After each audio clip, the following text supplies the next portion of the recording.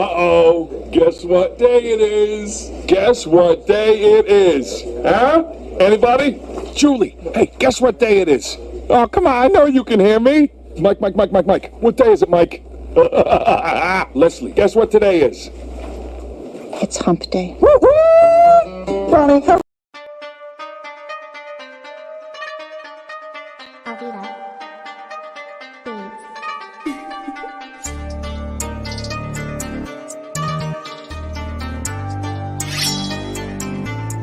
Monk.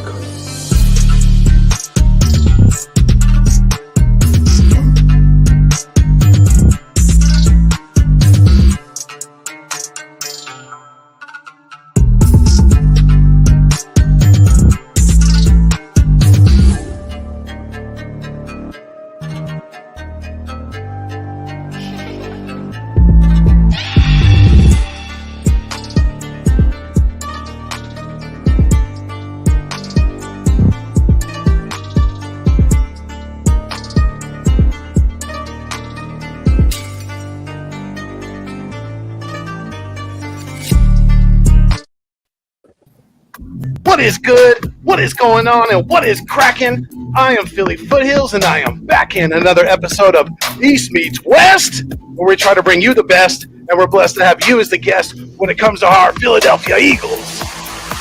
Let's go. Welcome in, everybody. Welcome in.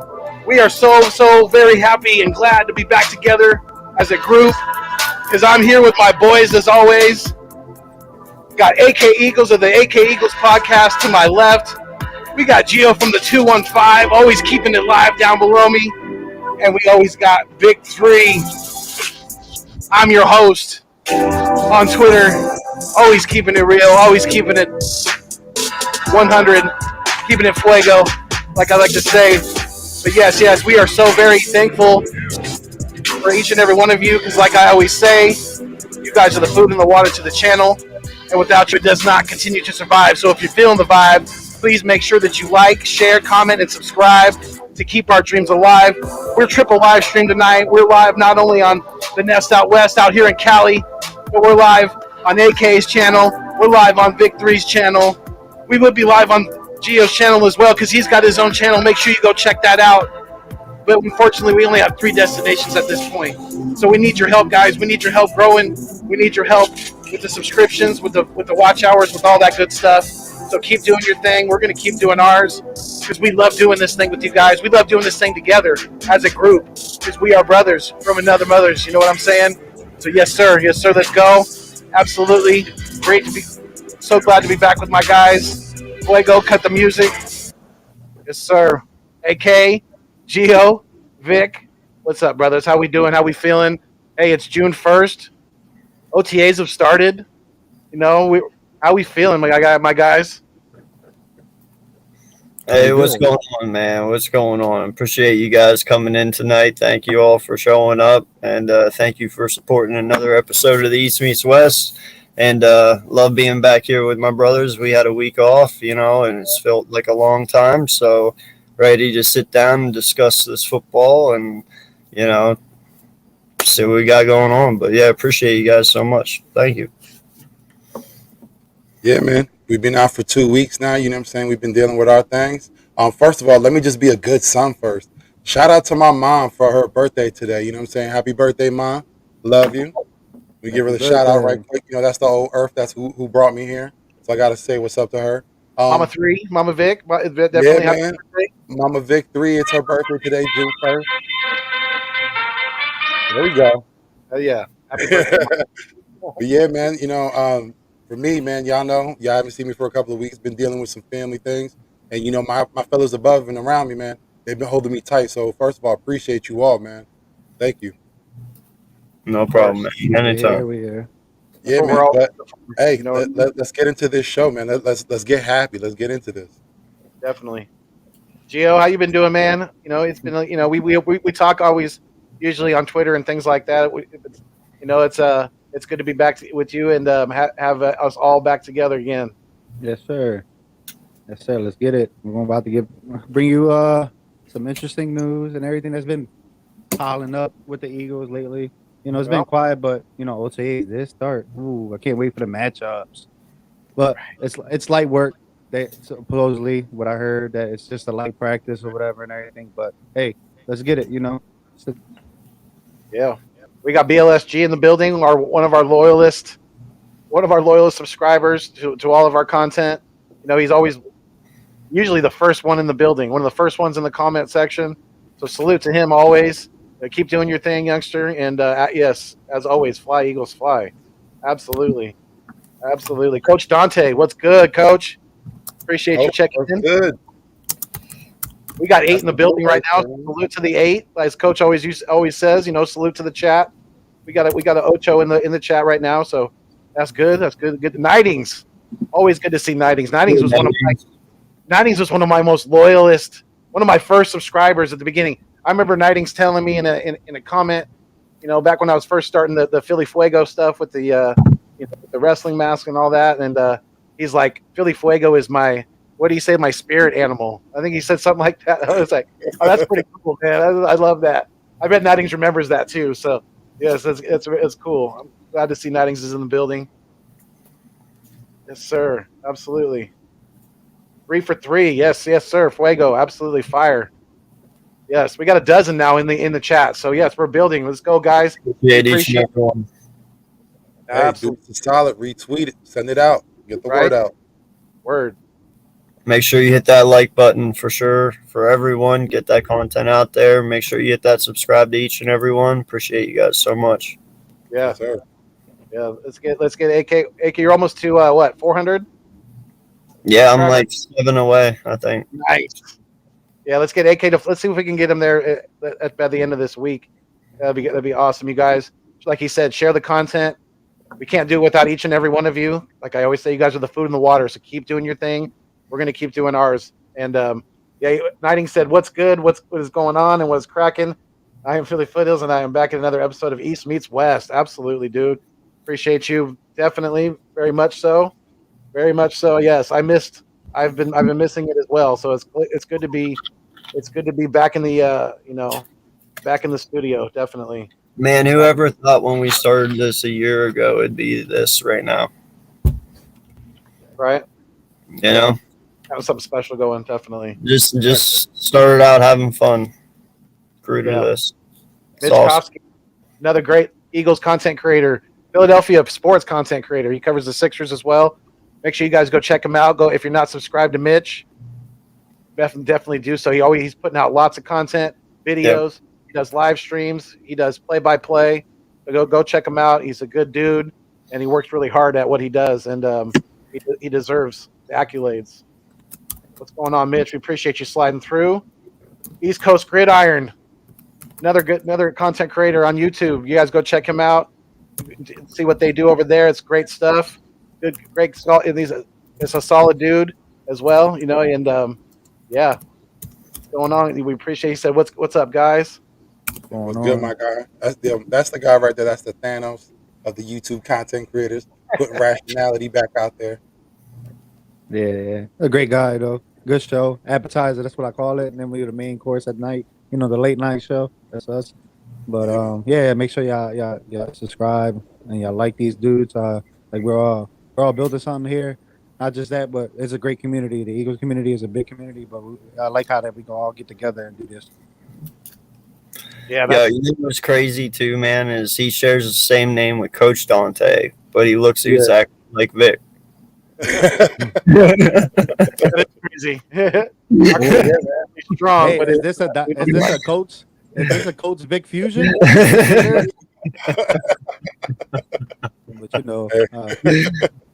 hey guys, today is June 1st, right? I appreciate that.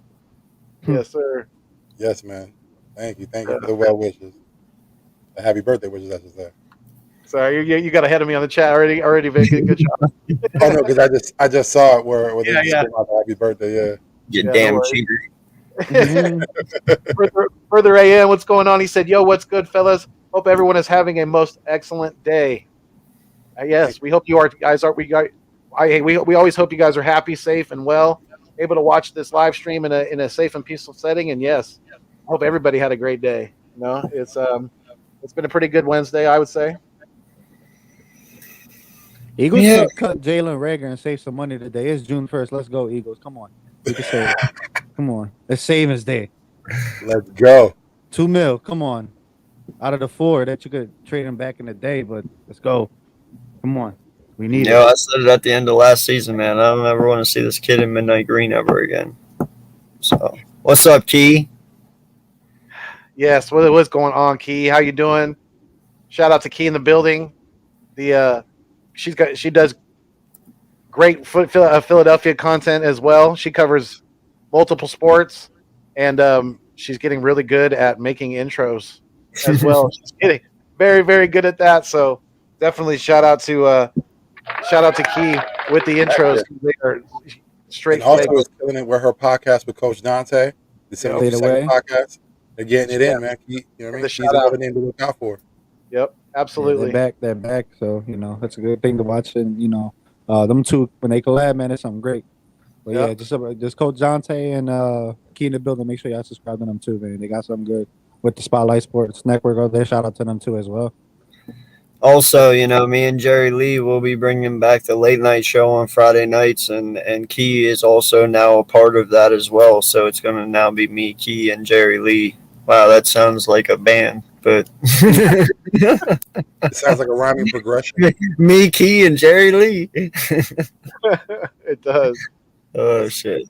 So yeah, definitely shout out to her, man. She's done fabulous work. Definitely. Scoob Doo, what's going on, Scoob? Appreciate you as well. That's good. Always. That's one of AK's loyal subscribers right there. Yes, yes. That's one of the original FU crew right there. Richie MC, he said victory, and Gio, what is the word? What's going on? Good, Richie was Going on, good. Tidings I do. Don McPherson, what's going on? He said, let's go, fellas. Hey, Don, we appreciate you. Good, Don. Very much so. You guys are always great in the chat. It's I lost my place. Damn, you guys are killing the chat right now. Shout out to the 16. Thank you guys so much. Definitely hit that like button, hit that subscribe. Thank you. Seriously, appreciate y'all. Yeah. But let's talk some football, man. Let's get into it. Gio started it off, man. We post June. We got players out there like Rager that needs to get cut. It's time to trim the fat. But it remains to be seen what the Eagles will do. They haven't made a move yet. We as fans don't want Rager here. But, just like it was said down in the comments, we don't know if he could end up having an improved season this season. So, we'll see what happens. Yeah, I mean, but like every year that I've seen on Twitter that he was gonna have a year there, a year there. It's just been the ongoing season. Why not just cut him now or trade him, save the $2 million that we have instead of getting hit with the 5 that we was supposed to? And this is an estimate because it's literally about there's a number there, but just get rid of him now. I mean, because we still got Quez Walking and we got Zach Pasquale. It's a lot of people got him on there, which I think he's gonna have a good year. He's gonna hit his not his ceiling, but he's gonna get there with the Eagles. By the way, just save it, bro. Just cut him. Bro. I just don't want Rager in this team no more. That's it. Because they're gonna put him on punt return, and that's gonna be disaster, just like it's been. Right. And Jeff Gladley, I think with the death of him, rest in peace to him. And I just found out on the East Coast Gridiron show that Marion Barber passed her. Yeah, Marion Barber passed away. Yeah, dude. So that's crazy. Only 38 years old. Yeah, it's crazy. The other dude that you mentioned, Rieger's best friend or whatever. Yeah. He was younger than that, right? He's like in his 20s, right? 24, I think. 24.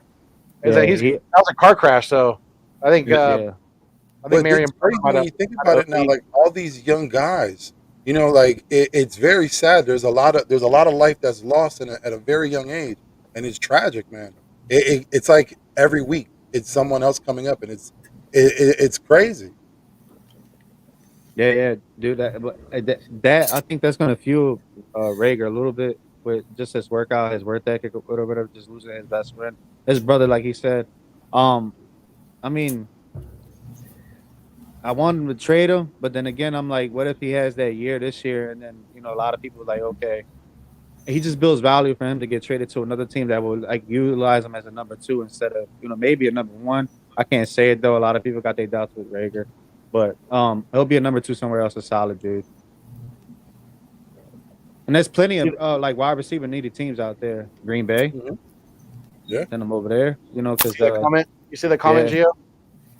Further AM's Oh. digging that hat and oh T. yeah, big fan of Zelda, of course. Oh yeah. Sir. But yeah, man, that makes perfect sense. But like I was saying when we were talking before the show, for the Eagles right now, it makes sense for them to showcase Rager. When you come into training camp, you're gonna have give him more looks, see if there be any bites. Like Gio said, there are wide receiver needy teams. Maybe we could showcase him. They might have a look, but if not, then hopefully Rager shows enough that he earns his keep here. We're talking about what we may keep 5 receivers. We know there's 4 off the bat. We might have Ward. He might be that 5th guy. He might not be. I'll be a Hightower. I'll keep It could be Hightower. Hightower again. There's a lot of receivers that they haven't had their time to showcase, and that's what training camp's about. Maybe someone outshines Rager, or maybe he shows his worth and he's able to stay. There's a lot to be seen, but I think for the Eagles right now, their best bet is to try to showcase him to see if they can trade him. Right. I have a theory. I don't know.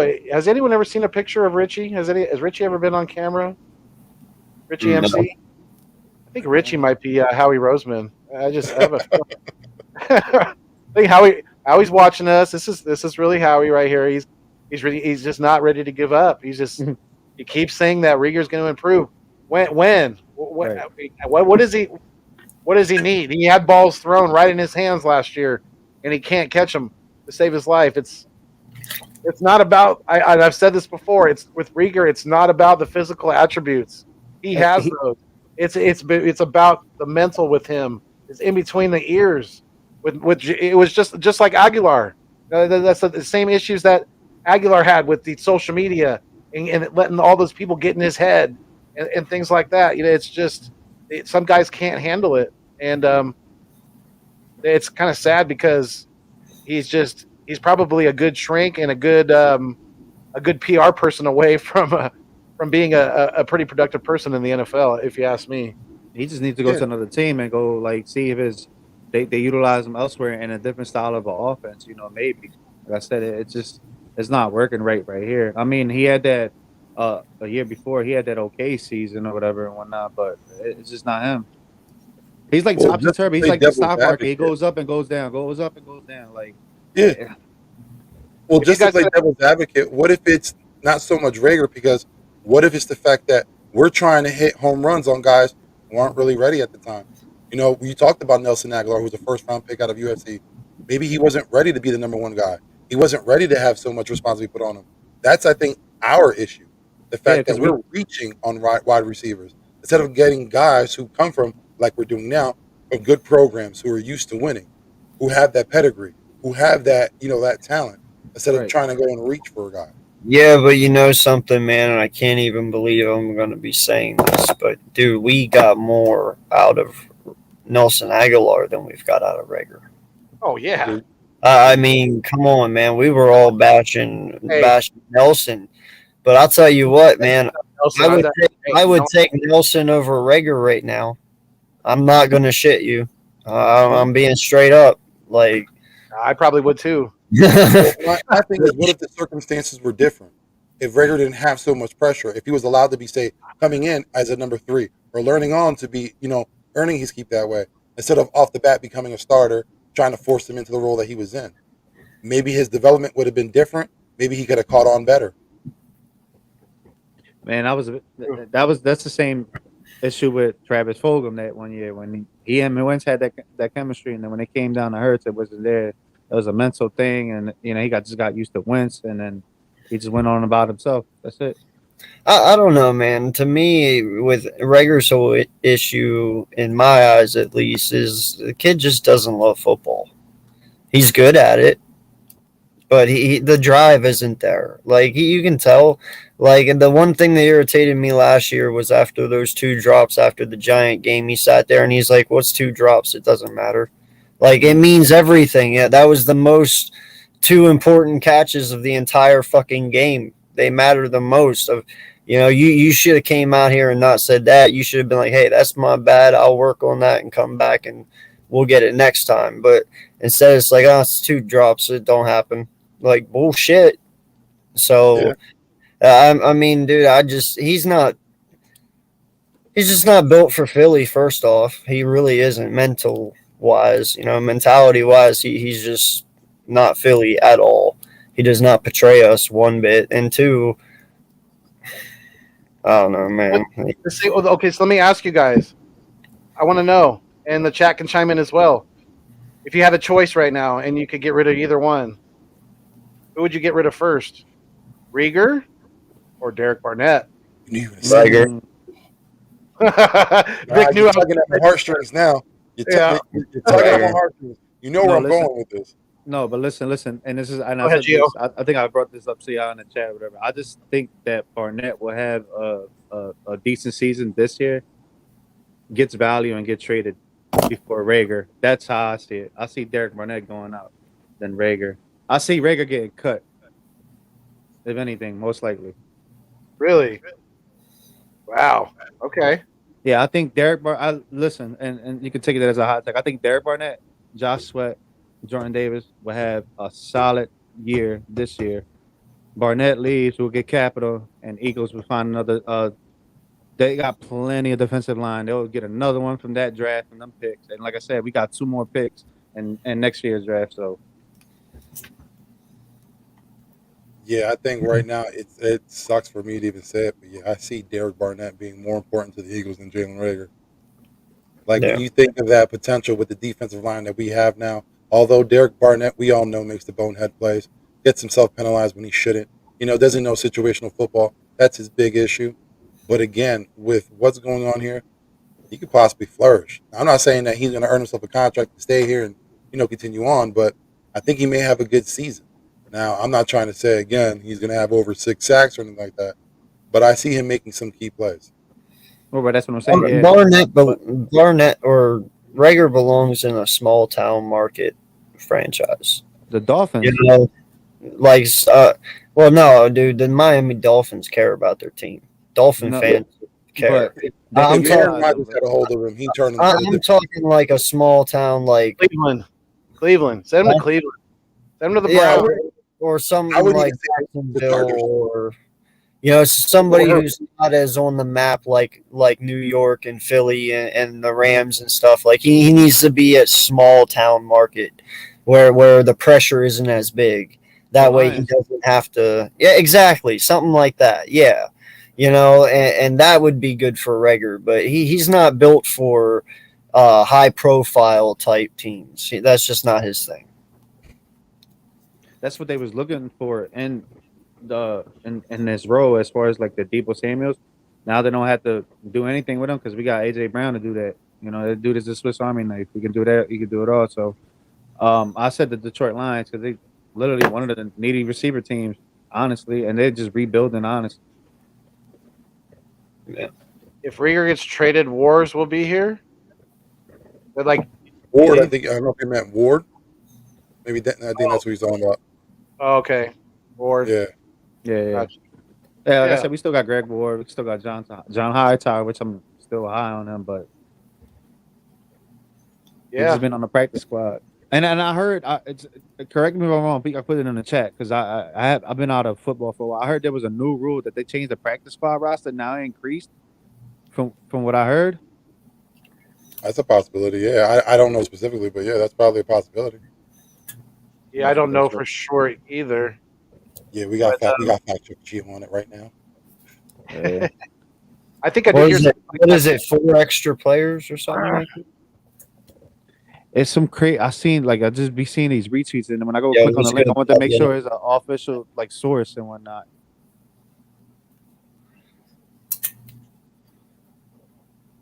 Randall the Handle 12 Talk. What's going on, Randall?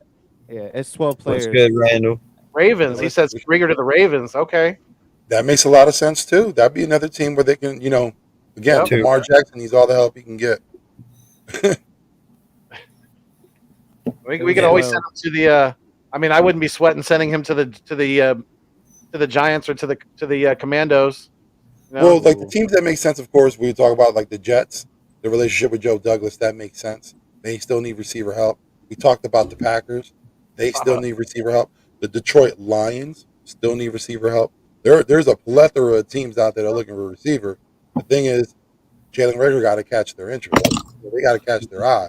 So that's why I was trying to say, like, it benefits the Eagles to try to showcase them a little bit if they really want to move on from them.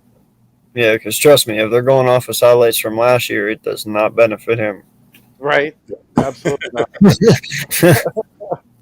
That's the doubt. No doubt. No doubt. Yeah. What's going on, Moochie Robinson? Oh, Appreciate I you. see it here, Gio. It looks like Gee. 14 to 16 players. Yeah, I 14 to think 16. East Yeah, Coast put it down right there. There you go. Appreciate you, my guy, for the info. Yeah, I knew I seen it because it used to be 12 at the 2021, and I'm over here going crazy looking for it, and I don't see it. But thanks a lot, East Coast. At first he said Yeah. 16 to 18, but no, he's now it's Yeah. 14 to 16. What's Yep. good, Pablo? Pablo Gary's in the building. What's good, Pablo? I appreciate you for coming through. Absolutely. Let's get AK to 400. Yes, please, please, you guys. If you're already subscribed to his content, go to one of his videos, go to one of the pieces of content on his stream, share it on your social media, and let's get some people, some new people, some new blood to his channel and get them subscribed and get them locked in. Because I know we know lots of Eagles fans out there. Even they don't even have to be an Eagles fan. They could be a Cowboys fan. They could be a fan of whoever. Just bring them to the content because we got big things coming, and there's nothing going to stop AK from getting his channel monetized. So we just got to help him get him there. And the more we do it, the faster he's going to get there. So yes, sir, absolutely. We appreciate you, Pablo. Appreciate you guys. Thank you. Hey, we appreciate you, my guy. We can't do this thing without you. Do what I can, man. So Since we had like the offensive side of the ball, how you think with this whole? I know we haven't talked about the whole James Bradbury signing or whatever. As far as with his like, he's an excellent zone cornerback. Like, how do you think he fits in this system? Like with Jonathan Gannon, like with this whole mysterious defense. We hearing rumors that is 3-4. We're going back to 3-4. We're gonna throw that in the packages.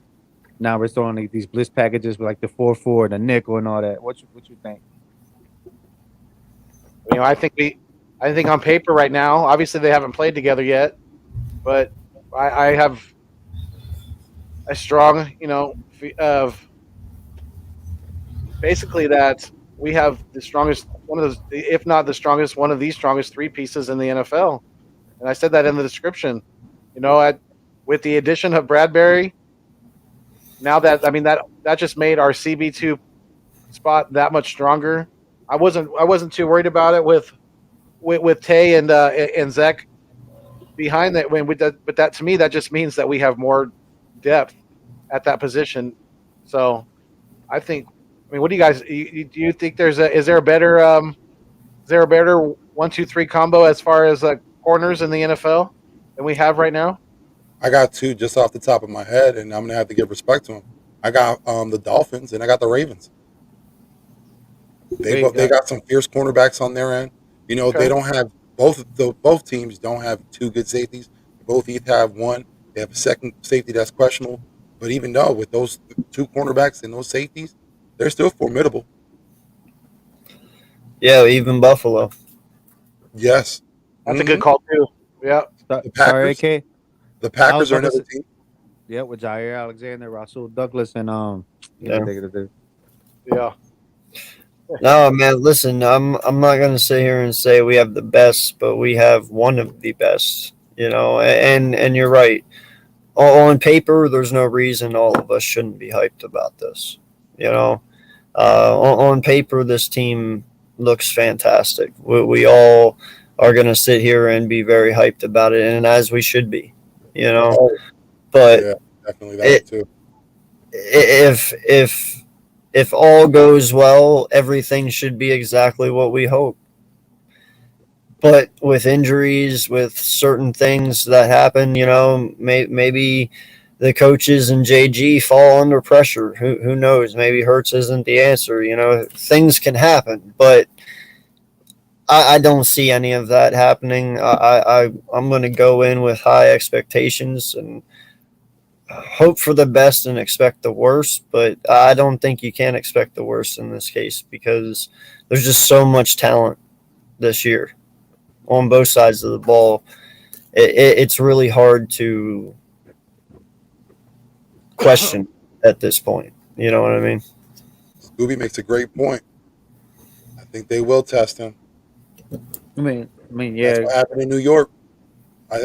Listen, that's a great point. That was one of the issues. If you notice, I've been talking about Bradbury for a year. I'm not saying that I'm a big fan or anything like that because, if anything, I question his abilities. At the beginning of the season, when we talked about what's that team that come up, that defense, a lot of people said the Giants. I questioned it because of Bradbury, because of back then Patrick Graham having to change the defense because of him.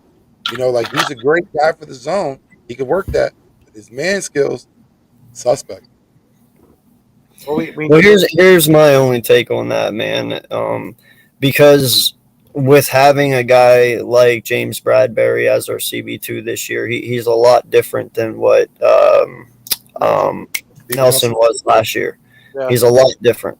You should be able to play a lot more free roaming safeties this year than what you were able to last year, which will help him be able to play man coverage better because they'll be able to read and react to QBs rather than actually play a certain zone coverage in safety position. But it should help them and benefit them because even though Bradbury isn't the best, he's definitely an upgrade there. He can hold down his side of the field if necessary. So I just think he had a lot of pressure put on him last year in New York, and he didn't have the help that he needed. There was a lot put on him, is what I'm saying. So I think that's why he underachieved a lot last year because the team as a whole was just dying out there, man. So I think with a better team around him, the better he's going to be. Well, that's the thing too is that we don't necessarily. It's going to all depend on how much pressure our defensive line can get by themselves. We may not necessarily have to blitz that much. If we're getting pressure with the front, whether it's a 3-man front or a 4-man front, whatever we're running, or even a 5-man front, which I've heard possibilities of, which is kind of crazy to me, but it'd be really kind of fun to watch, I think. But if the line's getting pressure from whether it's up the middle or it's from the edge, then we're not necessarily going to have to blitz that much, and that's just going to benefit us that much more. So, I mean, it's Gannon's obviously he's going to have to definitely be a little more aggressive than he was last year. That's for sure. But I mean, look what he was dealing with, and look how much we've improved in certain spots, and especially at linebacker. We've vastly improved at that position now. Vastly improved. I'm so glad that Noodle Arms is gone. Yeah. Because you got he's 6'1", honestly, James Bradbury, and then he's number 3 in NFL for pass breakups last year. Because this is the new season or whatever, but he let up 679 yards and won 7 touchdowns. He got 4 interceptions this year. So, I mean, you gotta do that. Got the eye for the ball, but I mean, giving up 7.4 yards, he's got to step up better. And I hope Jonathan Gannon can shape him up and be better at that. Well, he has proven that he can make corners better. He did that in Indy. So I don't. What's that? He did it with Maddox. Yeah, he did it with Xavier Rhodes in Minnesota, was it? No, Baltimore. Indianapolis. Good grief. Indianapolis, yeah. So, I mean, like he's shown that he can improve people's game. Was it? It was this year. What you said when they played the Vikings? Huh? I could look it up. To see what team that he said that What was the team that you? Oh, no. I was just saying, whenever Oh, okay. Xavier Rhodes had a down year, and then he got Yeah, and the Vikings. Yeah. then the When Coach Gannon was coaching him. and then he went to Indianapolis, and Gannon turned him around. You know, he had a pretty solid year under him, Mhm. is the point. You know, so Right. it's one of those things where he shows that he can get the best out of his corners. So I only expect Bradbury to do better, because that's what he's proven to get out of his players. He did shut down the 2 times that he played Devontae Smith. He shut him down the first game with 18 yards. He did give him a touchdown, and then Devontae put up 60 on him. His toughest opponent that year was Marquez Galloway from New Orleans Saints, and when he put up 80 yards on him, and when that's the only toughest. He only let him. He had 13% of the ball thrown at him, but he only targeted him 3 times. I don't know who the quarterback was. It Drew Brees at the time? Was Drew still the hunt on the? Yeah. Drew was still the quarterback. So I mean, Yeah. kind of good, but you let CD Lamb get 49 on you. I don't want to see that during the Eagles game at all. Well, the good thing about it, CD won't be covered by him. That's all there is left. Yeah. Correct. I'll say this though, it isn't like AK said, it is an upgrade, but I think because we've been away for a while, we've heard the takes that were being said. A lot of people were going a little too far. I think people need to temper their expectations, especially when it comes to this defensive backfield. We're talking about a team that still has question mark at safety. I know a lot of people are high on Epps. Again, we don't know. We have Bradbury. That's another question mark, though. It's a good signing. When it's all said and done, contract looks right, but can he perform? That's still a big question mark. A lot of people aren't really looking at that. Well, when given the opportunity last year, Epps did a pretty damn good job. So for me, I'm good right now. I don't think we need to go out and get another safety. Do you guys really think we need to go spend more money on that position? I mean, from no, what we're I good was with the looking at, young.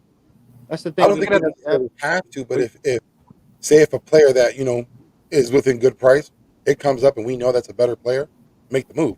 Isn't the point to have the best player on the field? Right.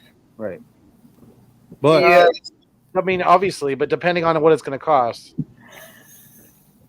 Yeah, that's what I'm saying, within price. Yeah. Like for instance, say you start out with Marcus Epps at the beginning of the year, and you get to week 7 and you realize you're winning games, but your weak point is your safety position, aka Marcus Epps. Then you go and you make a move, say for Chuck or for Bates or whoever's available at that time, and you bring someone in to solidify that up to keep making your run in the second half. But I mean, that's only if he's a weakness. If he's balling, then you have no reason to go and get anybody. But I'm with you. I believe Epps should get a chance. He's proven enough to me to show that he has what it takes to be a decent safety. He doesn't have to be a superstar, but the kid can tackle.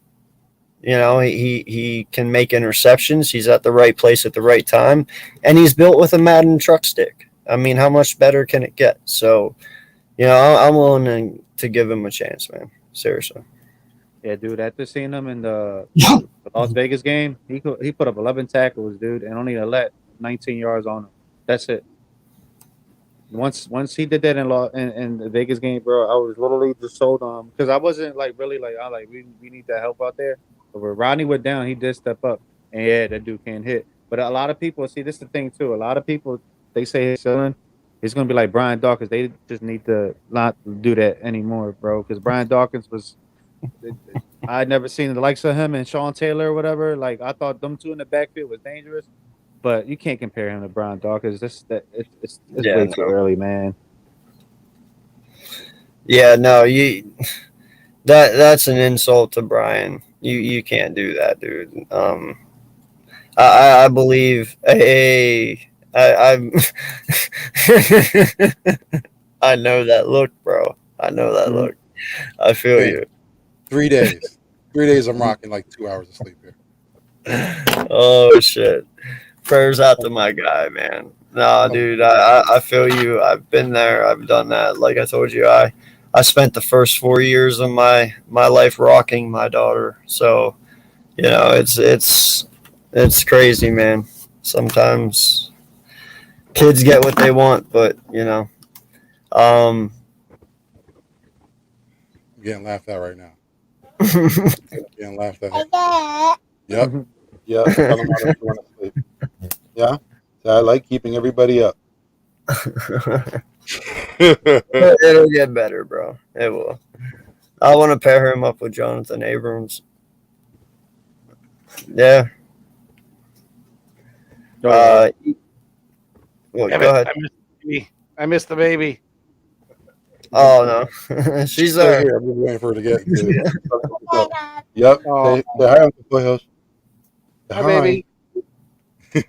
Oh, but since Marcus Epps was on my top 5 players that need to improve during the OTAs with Isaac can't pronounce his name. Samalu. E.M.W. Isaac Samalu.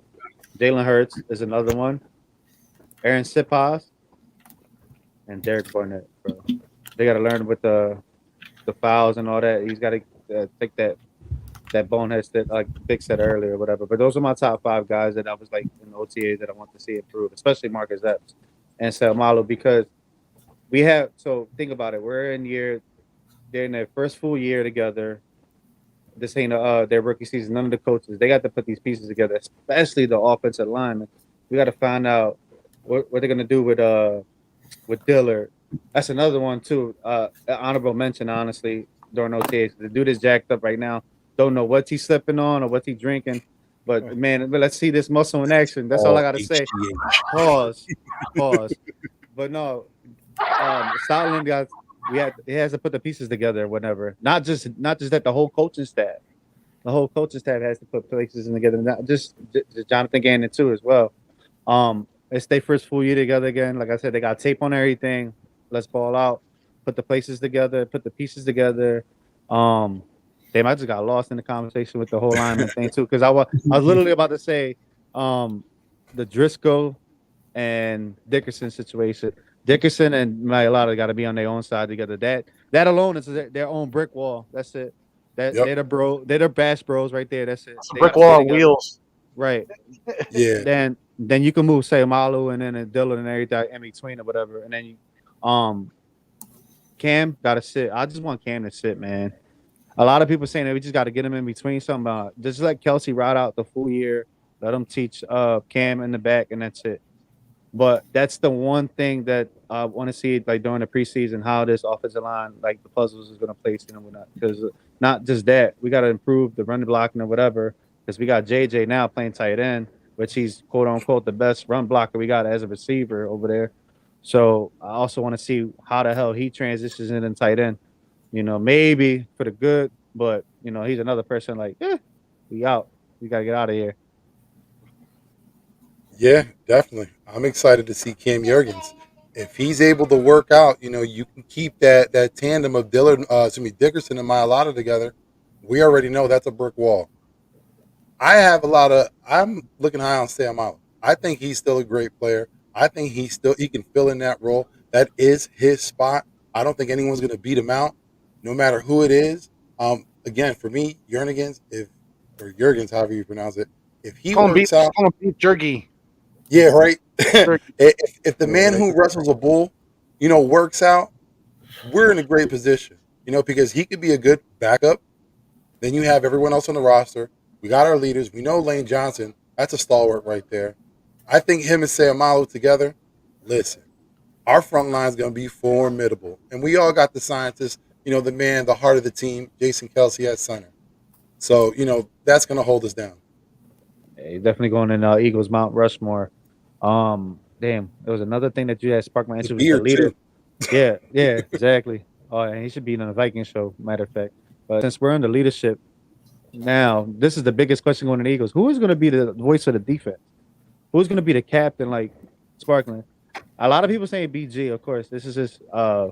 He should be the voice, which I think so too.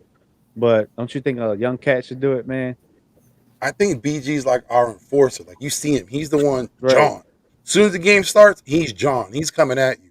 I think it's time for Slay to come through. You know, he's been on the team long enough. We've always said it. He's one of the guys that are captain, but one of the things holding him back was his longevity on the team. He hasn't been here that long. Hey, we 3 years in. He's at that captain role. It's time for him to speak up. And I know he does, but again, he can take ownership of it now. Yeah, because he can talk that walk. And not only that, he's just highly respectful around the NFL too. With And other to say, corners, not just that receivers too. Yeah, I mean, he could talk that talk. I mean, we see him and we talk got that a talk on rookie Twitter. back there with Kobe Dean. We've seen him. He knows how to captain the team. He knows how to get in his players' face and let them know what they're doing wrong. Yeah, And I'll give you guys one. A little abstract, but I'll give you one. Maddox. Like it. That's Yeah, a he's. hot Always, take, I mean, bro. he's never a quiet dude. You know, he likes to jaw on the field. He definitely likes to let his presence be known. So, you know, that is a pretty hot take right there. I like Captain Strap. Wasn't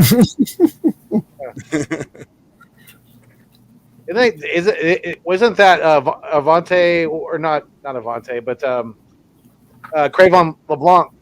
Wasn't that was his? Wasn't that his like Twitter handle? It was like @strap or something like that. It was like. I think he had the nickname Strap, but we all know that's when a defender can tighten up on a receiver, you strap them up. So that name right out there is for the open, and we all know Avante Maddox be locking down the slot. So Captain Strap it is. Yeah. Yeah, I don't.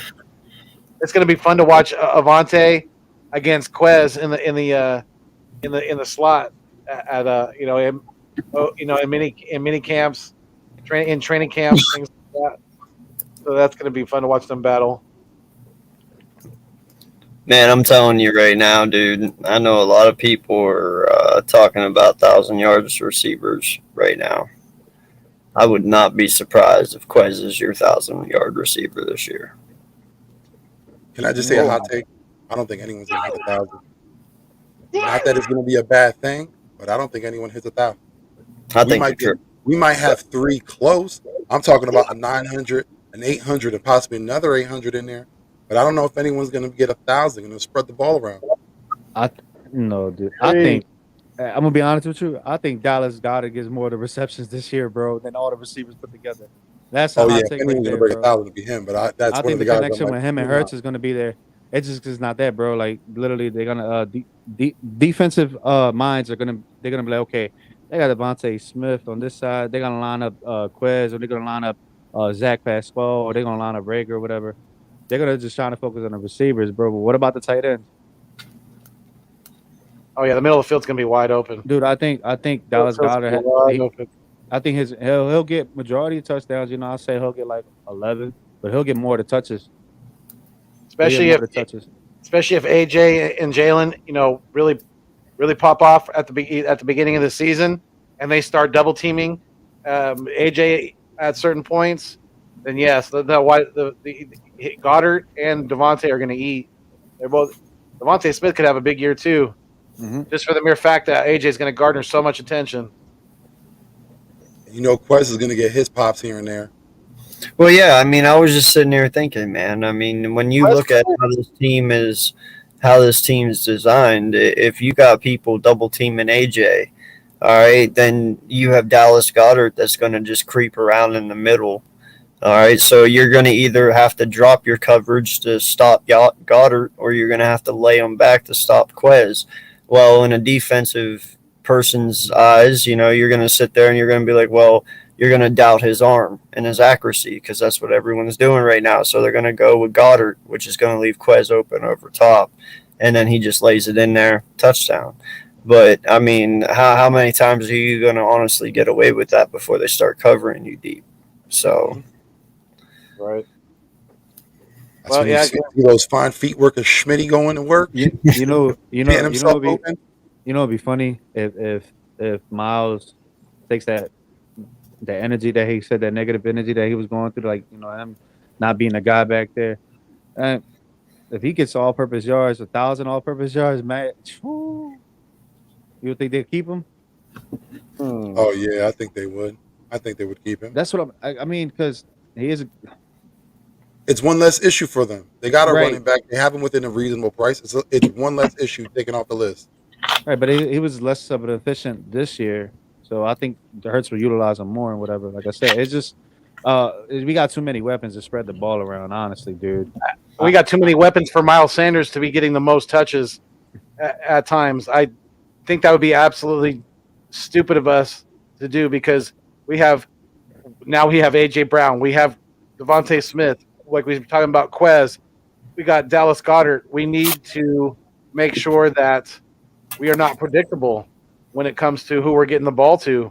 We need to utilize all our weapons, have a Swiss Army knife out there, have all our tools out and ready to attack, ready to take advantage of whatever the defense is going to give us. That's not true, Richie. Quez doesn't need to be on the outside. Cooper Kupp had 1,500 yards, and he's a slot receiver. He's a slot receiver. Yep, correct. Yeah. So You that's. can put them all around. I know, but I'm just saying, though. I mean, Cooper Kupp's a slot receiver, man. He had 1,500 yards, so no, that's false. You can have over 1,000 yards in the slot. Now, I'm not saying he's Cooper Kupp. Don't get me wrong. I'm just saying you can do it. Yeah. We're definitely not saying that. You know, he's far from Cooper Kupp. A lot of guys are because there's not a lot of Cooper Kupps out there. Can we say Cooper Kupp is the best all-around wide receiver? Right now. He's very important in the running game. We all know what he can do in the passing game. He eats up the middle. Definitely top three. Definitely top three. Yeah. Yeah, Scoob-Doo, absolutely. And we got to take advantage of our speed. We got to take advantage of how these guys work in the open field. And, yeah, I mean, hell, even if we got to steal some plays out of Tennessee's playbook from last year because A.J. Brown had some beautiful plays, you know, for that contested offense. balls at that. He had contested balls. Yeah. Like, he beat coverages with some of those. It's that Spider-Man catch radius that he's got, you know, crazy. But the most important thing is our quarterback got to do his work. He got to do his job. You got to get these guys the ball. He can't be like last year at the beginning of the season where he was focusing on a single receiver. We can't do that. You got to trust what you have. You got to spread that ball around. You got to learn to look safeties off too. Mm-hmm. You know, make them play your eyes, man. Fool them a little bit. Just don't stare them down like they're saying. Because if you're just staring them down, well, automatically you're just giving them exactly where you're going to go.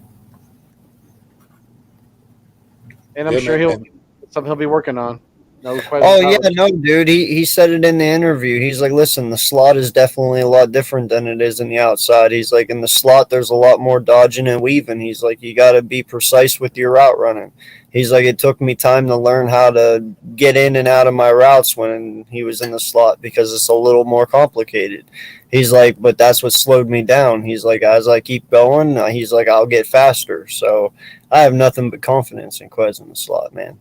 As soon as he gets good route running in the slot and he knows what he's doing, this kid's going to murder a lot of people because there ain't no safety or linebacker that's going to be able to keep up with Quez. Big facts.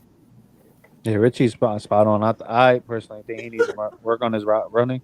Mm-hmm. His release is good. He has one of the fastest releases, and then you can check it on the player stats or whatever. Anyways, yeah, his route running in basura. So he's got to like. I just thought too they could utilize him outside too, and put Devontae Smith in the slot because dude's a route guy already. So we got so many defensive schemes. Like Foothill said and whatnot. I'm getting airhead again and whatnot. I just keep thinking of these plays, bro. Like you got to think about it. We have like all these tools. He could utilize them. Gainwell is ready, bro. Right away, Richie. He's literally going to be one of my studs this year. He's going to be one of my players that are to be watched this year in offense. Besides like Devontae Smith, but Gainwell is going to have like a good year this year. I mean, well, let's all be honest, though. Gainwell is not ever going to be our future 3-down back. Like, he is a change of pace back, period. That is what he is, and that's what he will be used for. He'll be Miles Sanders' backup. I promise you that. He'll either be the backup or he'll be the third down backup. No, that's not what I'm saying. Oh yeah. That's not what I'm saying. I'm Okay. saying, like, say Miles Sanders would be let go of next year. You're not he won't be that. Yeah, you're he's not not that handing running back one to Gainwell. He's not going to be your 3-down back. He's your change of pace back. He's kind of like your Darren Sproles-esque type back. Mm-hmm. You know, especially later in life. You know, you put him in there to get that little 6-yard boogie woogie going on because you're hard to take down. You know, but if you're asking me what the combo I would go with, it would be Miles Sanders and Kenny Brooks. I mean, listen, I understand Brooks is a rookie and he wasn't taken, but there was a lot of people who were undrafted free agents who should have been drafted, you know, and Brooks is one of them. He's not the fastest dude in the world. He's not the most powerful dude in the world. But I'll tell you, man, I have a lot of faith in this kid, and I think he is going to be good because I see a lot of Le'Veon Bell-esque running in him. And what I mean by that is he's very patient. You know, as soon as he gets the ball, he'll sit there and he'll let the hole open up, and then he exploits it, and he goes. You know, he'll break 40-yard runs. He will get caught, but, you know, he'll make it worth it. So he's got a lot of upside, man, and I expect a lot from him.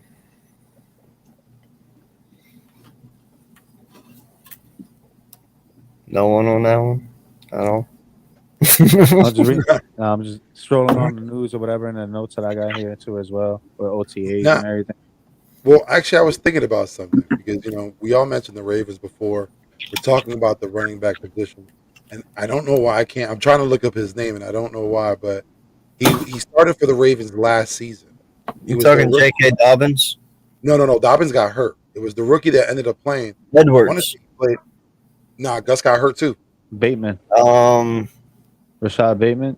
Because he's not even on the team right now. No, halfback. It's No. I know who you're talking about because I had him there for a little bit. It was I want to say Williams. Yeah. But I don't even think he's on the Ravens squad right now. Like, he played pretty good. He had some drops, but for whatever reason, I don't see him on their roster. So I'm just like, listen. Check the practice squad. One of the things that we have issue is that I feel that, and I don't want to say specifically a power back, but we're going to need a running back that can get you that tough yard. Right now, I don't see that person on the roster. I know Miles ain't it right now. I'll give you an idea, but it'll never work. Who's that?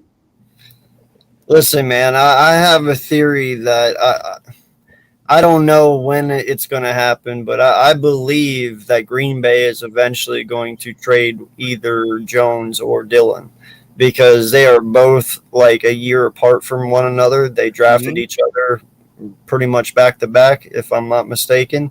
They both can't get paid, and they're both coming up on contracts, so they're going to want to unload one. You know, listen, I would take A.J. Dillon in 2 shakes of a lamb's tail. I wouldn't even ask questions. I wouldn't, hey, whatever. I'd do it.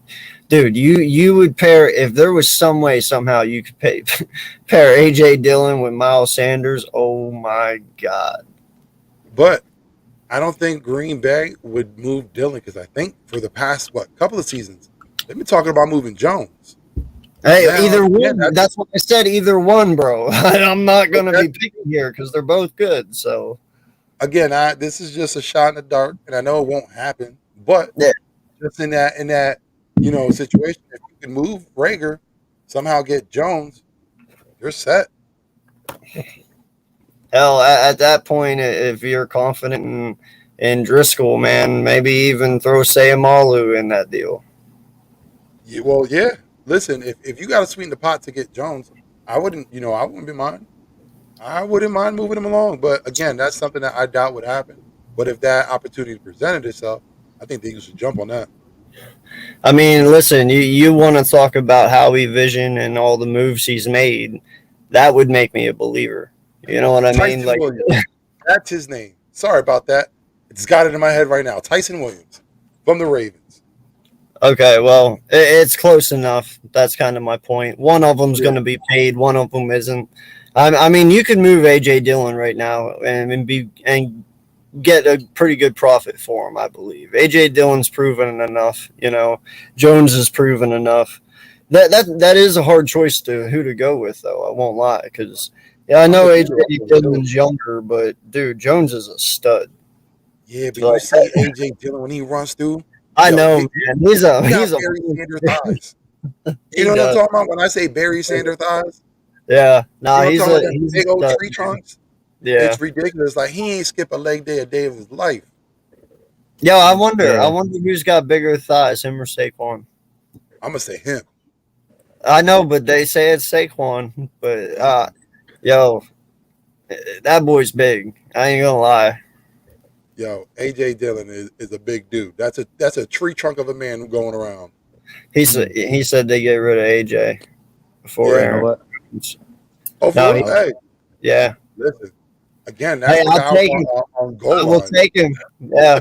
Hey, dude, and you know who else I feel that way about? Say somehow, some way, for some instance, ETN starts off and he does really good, and Doug gets it under his mind there that he wants to put up James Robinson.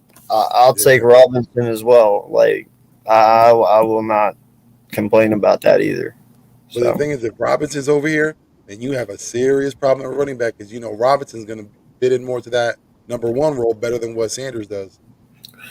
Is what it is, bro. I'm not picky. It's about the name on the front, not the one on the back. Oh, I agree. Until we're talking about running backs, I just think Jonathan Taylor will run the running back of the year this year. I think he'll be the number one back this year. I know you keep praising Najee Harris. I'm telling you, bro, Najee is the future. I'm telling you right now, that kid is the future of halfbacks. All of them coming up. Najee Harris is a stud. He doesn't outwork himself, though, because you've seen the amount of carries he got. If that keeps on happening, I give him maybe 3-4 years. I told you, man, it's built different. He's a mini Derrick Henry, so we'll see. But Najee is going to be amazing for at least 4 years, at least.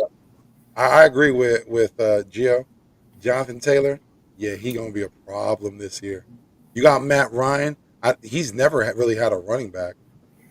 You give him that, decent offensive weapons, good offensive line, great defense, they're going to be a problem. I don't care if the kid's balanced, East. I just love how he runs, man. He's a violent runner.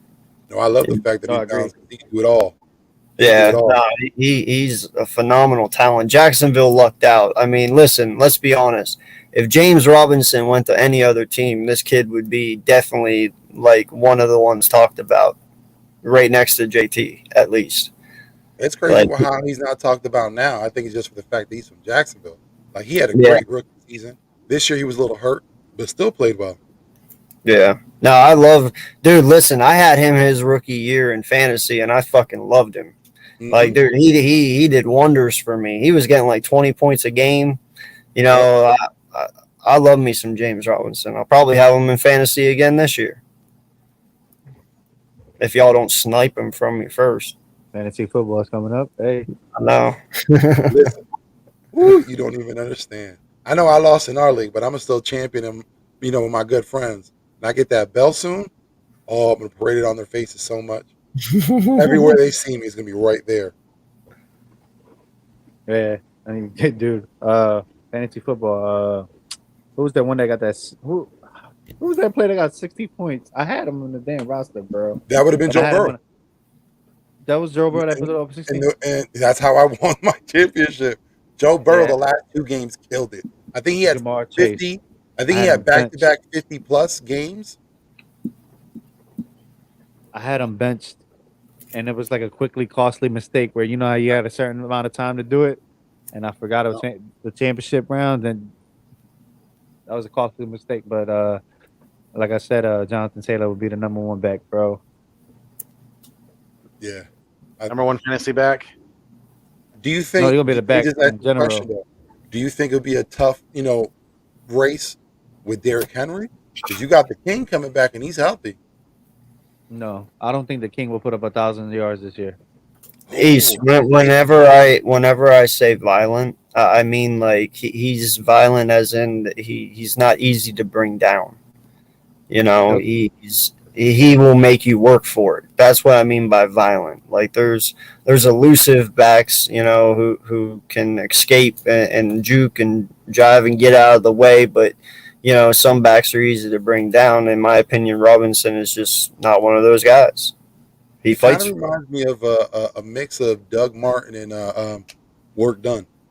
Yeah, Ooh. He yeah, got that muscle hamster, you know what I mean? But yeah. and when I mean balance, I mean like his footwork. You know, you hit him and he has that perfect balance where he can still stay on his feet. It's Yeah, not that, you know, he's the hardest hitter. It's that my guy can stay balanced. Like he can keep it up. yeah, yeah. He's just a violent runner. Like it's hard to take him down. You know that's all. Yeah. Some guys are just more hungry that way.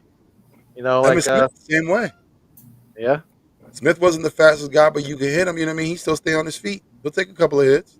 Yeah, I Nordstrom is mean, down there. in my opinion, bro, it's not all about speed. If I had a team, in all honesty, bro, I would have a power back or a balance back, somebody who isn't the fastest but can take hits over speed any day. Like, dude, that's one thing I miss about this team is I said it in a tweet a couple of days ago. I miss LeGarrette Blunt. Yep. I was gonna say AJ I, Brown. That was a perfect listen, example. I'm a strong believer that us not having LeGarrette Blunt in 2018 is the reason we didn't go back to back because you know what? LeGarrette Blunt would have taken a lot of pressure off this offense. Yeah. He really would have, and you wouldn't have had. Who knows what would have happened? But I believe he was a very, very big contributor to 17, and that's something we've missed since then. You know, and that's something we need again. So Yeah, and We Blunt was an underrated locker room guy. You know, when he came yeah, from Oregon, he had that issue with the fight at Boise State. We all know about that. That hurt his draft stock. Came through with the Bucks, and the guy was a nonstop worker. We seen it when he came over here. I Helped us to mean, bring that championship. But the one thing yeah, that that he did great was he was a great locker room guy. You know, when he came over with them rings and told the yeah, team, "This is what you can get if you play a certain way." You know, he kind of did bring over that Patriots way of conducting yourself, and that's yeah. what helped us win that championship. there's a position on this team that there's going to be some attention on it with the OTAs. You know, at the tight end position because there's guys like we Jack Stoll. You know and, that could be and Grant fighting for and a roster spot and like we've talked about before. Maybe we need to explore more packages where we have a fullback. You know, we have a lead blocker for our running back out of the backfield. So maybe that's a way that one of these guys, like a Jack Stoll, can make the roster as as the second or third tight end. that's why we Dude, got does anyone know if the kid from SMU played fullback? Or what is it, Caltera? That yeah, was that's his what name. I'm just about to say. Yeah, he Yeah. he did at What's one his point and he switched from there. Yeah, that's why I is said it, that they brought him. Yeah, Grant yeah, Caltera? Yeah. Yeah, yeah. Calcaterra. I don't know, man. I'm not gonna lie. That kid kind of scares me a little bit, but that's just because of all his head trauma. Calcaterra, he's had concussion issues. Yeah, I mean, Pretty rough.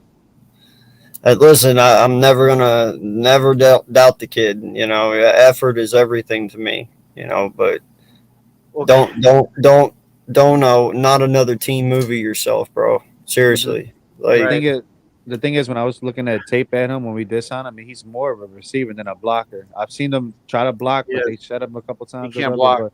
But he's a solid receiver though. Like He's he's got to more of a improve his possession blocking. receiver. Yeah, We have a lot of tight end depth on this team because we got D God as the number one. You know, with Richard Rodgers, we have him. He's got a lot of experience we got and Jack he's had Stoll. some success. you can't forget Jackson, man. I know Yep. he's had his injuries, but you know what? Yeah. This kid is still young. I mean, he can still come out. I know he's going to be gone half this season, but I mean, he's shown promise when he's there. We'll see what happens, though. Yeah, Well, for him, I don't know if you should even rush him back. To be honest, I wouldn't. like I he's a really kid wouldn't. that maybe just for this season because of this injury, because of how late he'll be coming back. Might Yeah. want to stash him. Might want to stash him. Let him get real healthy for next season. right. Well, I mean, unless he's just showing you some remarkable shit and you just can't resist. You know what I mean? But Yeah, but last year he had came back from injury, then got himself injured twice. So that seems to be he can't get himself right. So let's afford him the time. Yeah, he's going to have to hope he has that on his side. You know, maybe So we get him have him on the practice squad. I think since we're talking position battles, I would think Dean will be a bigger threat to T.J. Edwards and the other guy we had, That Dion Taylor. Devin Taylor. Yeah, Yeah, Devon Taylor. Yeah, Devon Taylor. There you go. I just think Kobe Dean will win that position, and then it's just me. Honestly, I just think he's more of a bigger threat for T.J. Edwards. Um, I see T.J. Edwards getting more of the reps in practice or whatever, but I just think Kobe Dean will be taking that position. If not, like I said, I just see him playing more snaps than T.J. Edwards. All I pray, and I swear I pray this every night before I go to sleep, is that White is not another Wilson. Oh, Kaiser. Let's just be truly honest, and I'm being realistic about this. This is pretty much the same damn thing Wilson did the year before we signed him.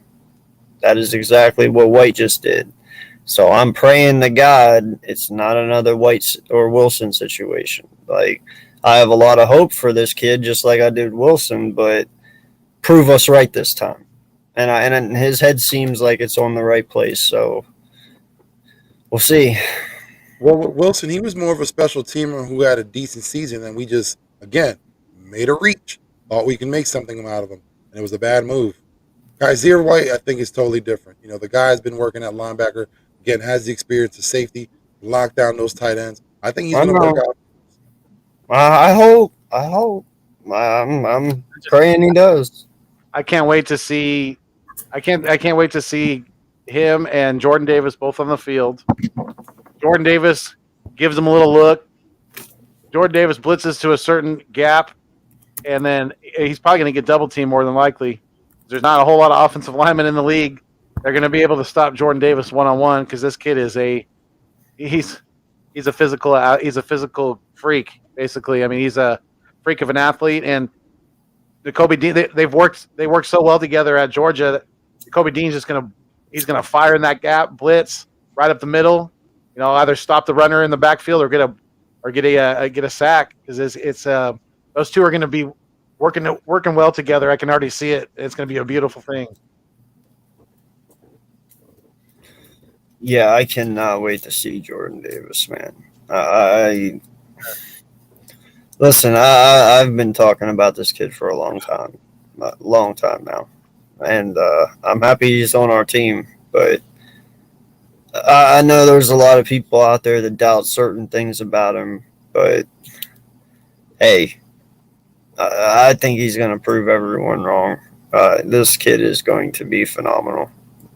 I would hate to be an offensive lineman that has to block him.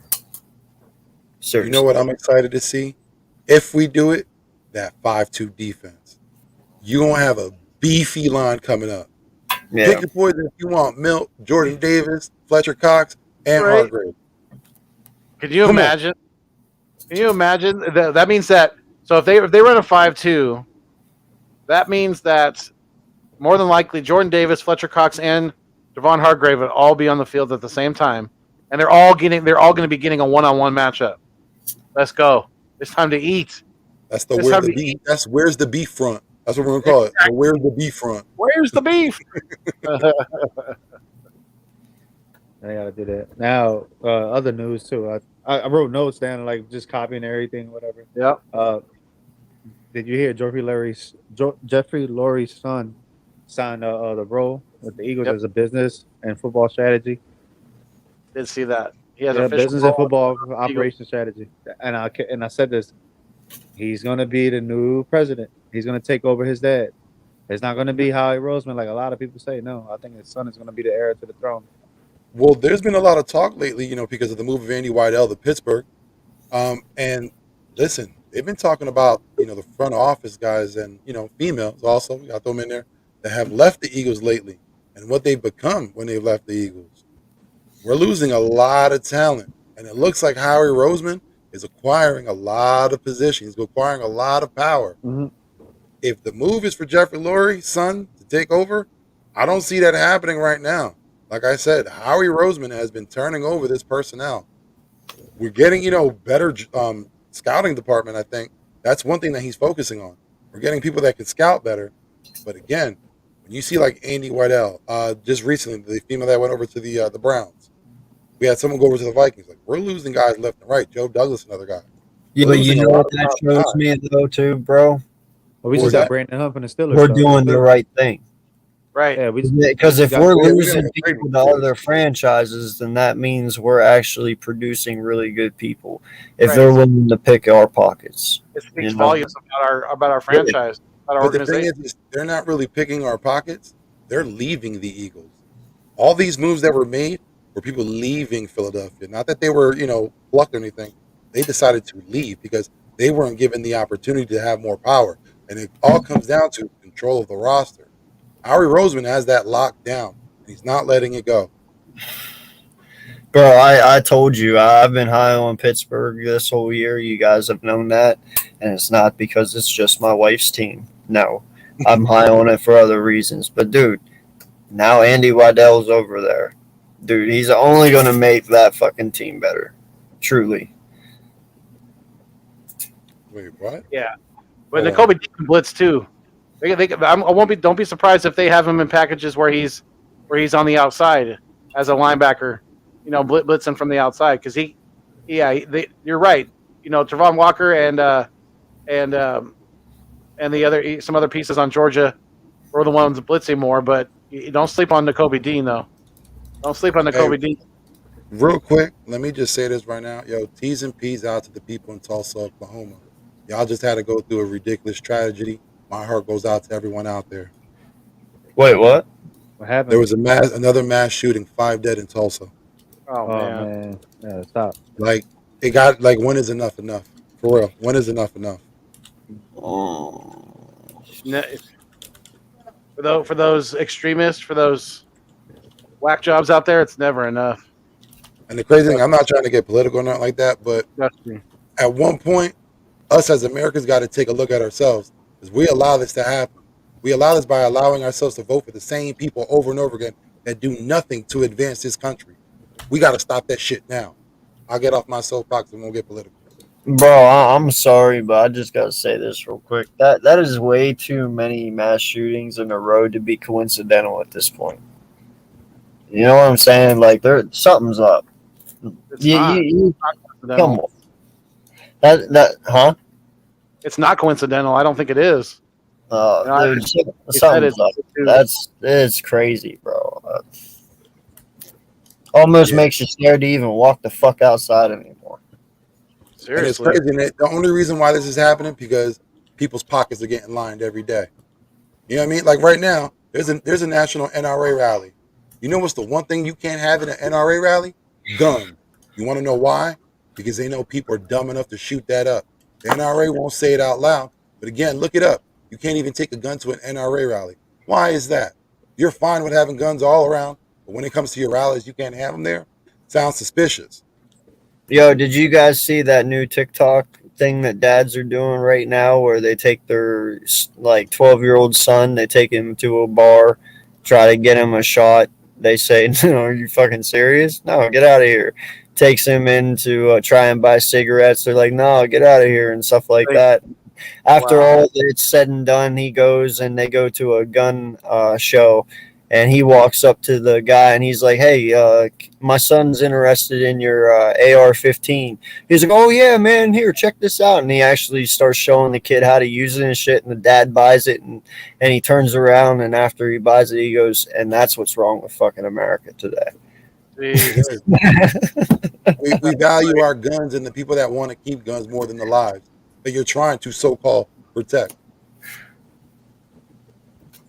Yeah, definitely prayers out to the families that have gone through that tragedy. Another pointless tragedy. It's I crazy. don't even know what to say anymore, man. Hey, It's Mitch not McConnell, that that's on you and all your friends. Papa crazy. Sor, what's going on, man? Welcome to the live stream. Sorry, I had to be on Hey, a what's little up, Papa? somber note here. Yeah, I was just like, I'm just gonna sit here. I was like, now's not a good time to chime in. And no lie, Papa, I feel bad for you, man, because I know you are a gun guy, and I'm not even wasn't even talking about that. but I was my just like, point this was is, not a though, good topic to come in on. I know my whole point though is people like these fucking idiots. I'm gonna say 100%. that make people like you look bad. You know, you gun advocates out there that don't do wrong with your guns, that actually have them because it's just a hobby and you like collecting guns. It makes you guys truly look bad. Now everyone who owns guns automatically is bad. Like, dude, I have a shit ton of hunting rifles, but I don't plan on using them the way these dumbasses are. Like that's. But the thing is, I just want to say, it's not the people that have guns. They're not the problem. It's how accessible guns are. That's Yeah. the issue. People Right. who have them, those people like Papa, they're responsible. I mean, those people, but at the same time, it's how accessible, how ridiculously accessible it And is what- to have a and certain types of guns that are ridiculously accessible that shouldn't be, in my opinion, to the general public for reasons like this. You know, Let's there keep it should be 1,000 people. We all don't need to be Rambo. there should be We all don't need like an armory. We don't need that. Right. The Russians ain't coming in like that. And if they are, you still gonna get knocked out. Let's be honest. You can have all that, and an army will still take you out. and there You're needs to not an be army of one. there needs to be a way deeper of a background check on people getting these. You know, if we're going to continue to have access to fully automatic weapons, then we have to do our due diligence and really make sure we know who we're giving these guns to.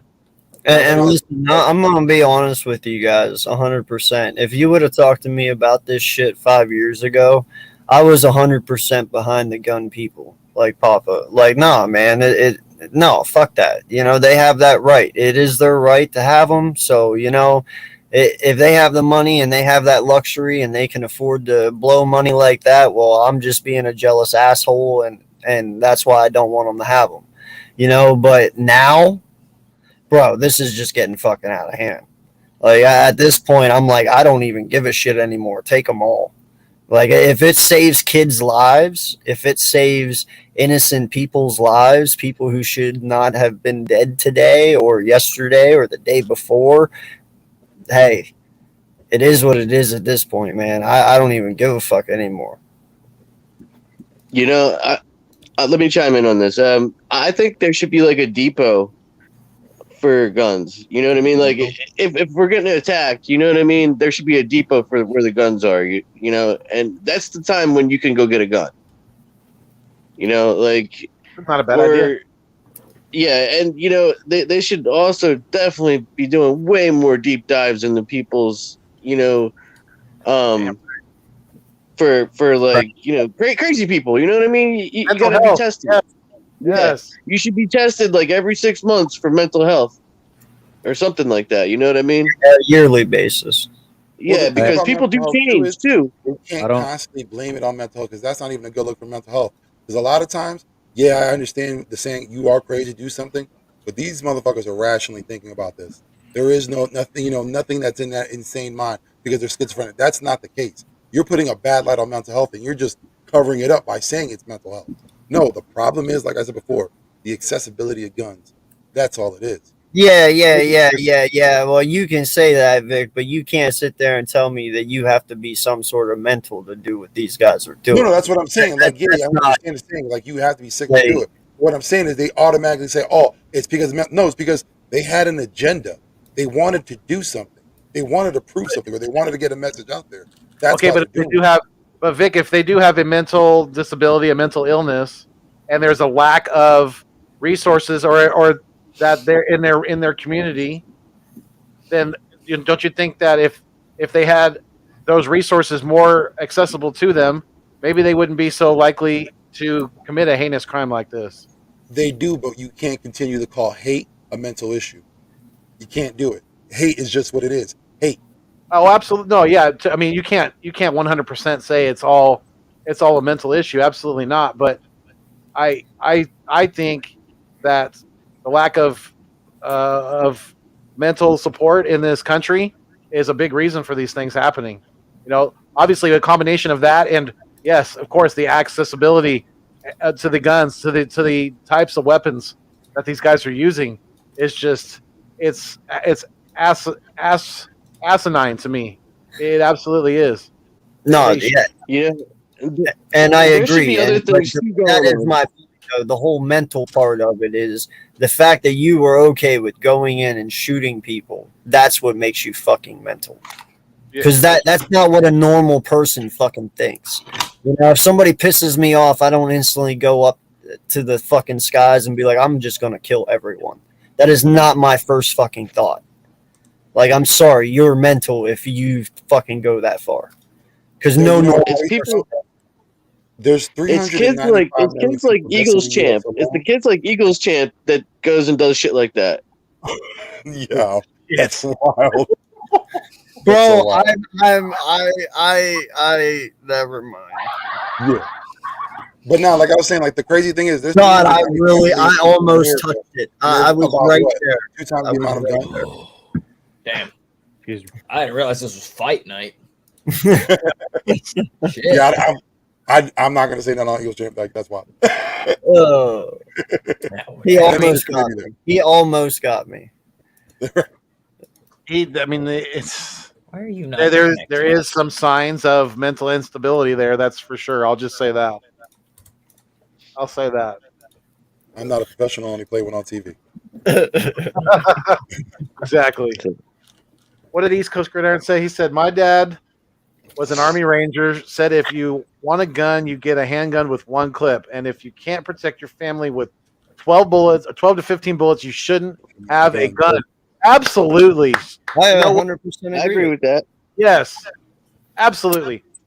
Yeah. Because if I don't own a gun, but if I was to get a gun, it would just be something simple, something to protect myself, to protect my family, and that's it. I don't need to be What? No. like Vic said earlier. I don't need to be freaking Rambo, man. I'm not Commando. I'm not Arnold Schwarzenegger with Radon Chong on my shoulder. I'm not You that don't guy. need a 50 cal. It's not necessary. You really don't need all that. No. No. you don't. Like, listen, there's 2 ways this works. Either all the guns go away or every family gets 1 gun and 1 clip. And that way you know what you're getting into. If you're dumb enough to break into someone's house, you automatically know, well, they got a clip and they got a gun. I'm dead.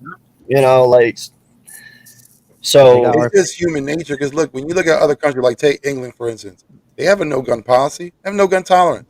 But yet when you hear about it, they have stabbings. People are going to do whatever they need to do to hurt each other. That's just it. yeah, for That's sure. what you do. Yeah, Human like nature is fucked. Like everybody in Chicago with RPGs. Have you seen that on YouTube? Like they That's getting wild. caught with RPGs. Like we're talking like, Wait, what? yeah, dude, look it up on YouTube. There's literally Who people is? flexing RPGs.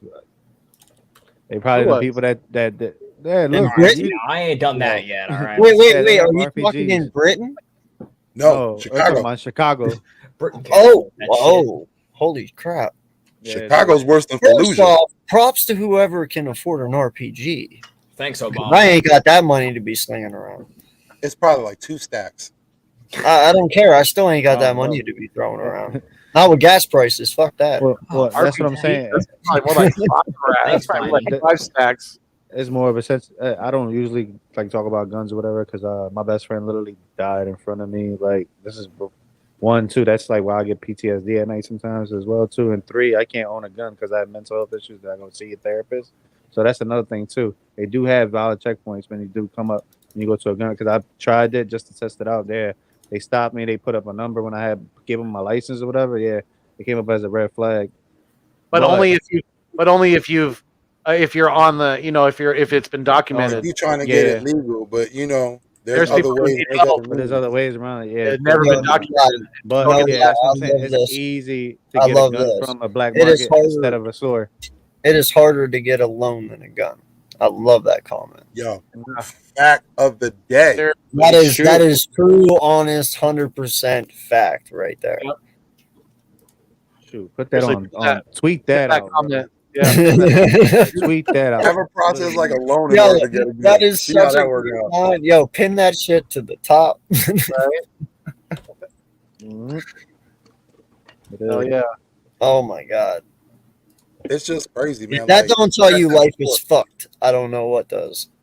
But Right. see, it's kind of like we let it happen, though. You know what I mean, like we don't take notice and we don't care sometimes. Like, let's be honest.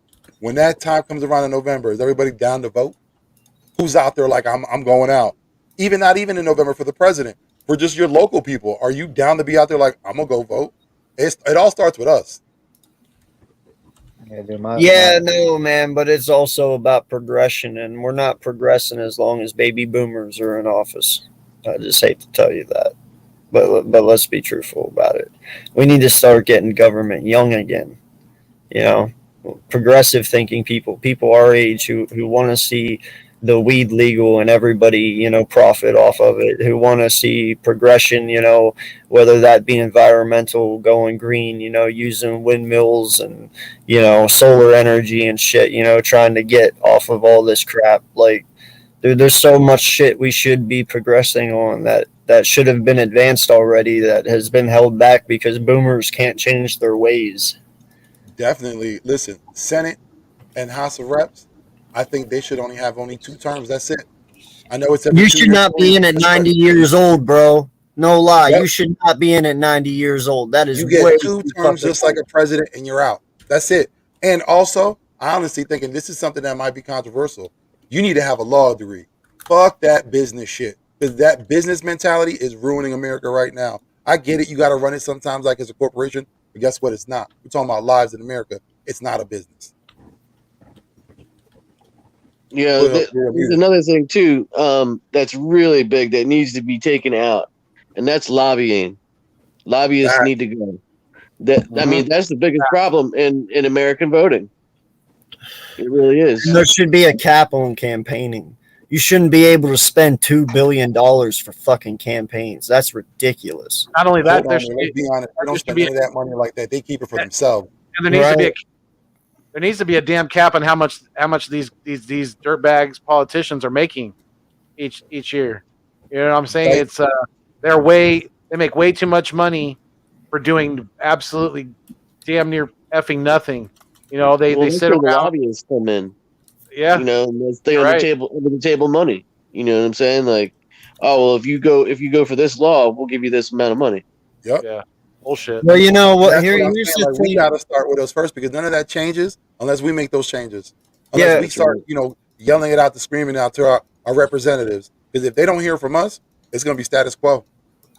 Yeah. Well, and listen, man, this is the one thing I've always wondered, and I try to wrap my head around it as much as I can, but it never works out. Maybe I don't get high enough. I don't know. But this is the thing. We sit here and we elect these politicians who literally are born with silver spoons in their mouth. They don't know what it is to be poor. They've never had to earn what we've had to earn. They've never done what we've had to do to live every day. So how do we expect these people to be poor? And if you've never been poor, how do we expect somebody rich to be able to help the poor? Like when you want to talk about change, when you want to talk about increasing and equaling out the debt to income ratio, you need to have somebody who's been poor in office to understand what it's like to be poor, to be able to change that. Nobody rich their whole life is going to be able to change shit for us because they don't know what it is like to be us. And that's And listen, that comment that East Coast, that hits home because literally I just seen, it was a video they put up of a city worker that just took the time out to come to a school and show students and teachers how if you take a chair and put it against the door a certain way, it automatically gets locked. There's no way you're going to open that door. That man just went out of his own way just to show them that. You know how heartbreaking that is? That we have just regular people showing kids how to lock a door so that way a school shooter doesn't come in. That's wild. Just like he said, when I do was a you kid, know how wild we it had, is? We even got to do that. Let's just be yeah, honest. That's just the fact that we got to even do this. That we even got to teach our kids how to protect themselves from school shootings. Yeah, That's fucking crazy. in some states they're building like bulletproof shelters that the students can go into that are in the classrooms, and that's just insane. That's more resources that we're pouring into things that we shouldn't have to. You know, it's whether you have to put more armed guards at schools or you have to put teachers through thorough background checks and have teachers carry if they want to. You know, that's going to deter a lot of people from staying away from school. My But kids the thing that's crazy is, like, I even told my wife last night, like, we're going to come to a point where schools and just the classrooms themselves are going to be made bulletproof glass. There's not going to be any way you can get through the, cement walls. All that's going to happen. Like a When your prison. kids go to school, the door automatically locks behind them. It's not getting open for 45 minutes. That's Bro, the you way know, it's What going to was that have movie? it's going to have a central control unit like somewhere in the school Like a where every prison. door, It's gonna be every specifically door, as like soon as the clock rings for this class to start, it gets fucking locked from central control, and the only way that door opens up is when they fucking release it. You know what it's really going to come down to is homeschooling. You know, Oh, yeah, and remote teaching. You know what I mean? That's what it's going to come down to. Gary's And with right. COVID Because, and everyone already having the experience, that's only going to Yeah. help out more. absolutely, it's going to be a lot like the movie theaters now. You see, right? Movie theaters are struggling because everybody streams and watches TV at home. That's going to be the same thing with schooling too. I mean, my son doesn't go to regular public school. He goes to a private school part of the time, and then he goes to a like an enrichment program. He doesn't go to normal, regular ed. And My youngest son doesn't go to school. He's homeschooled.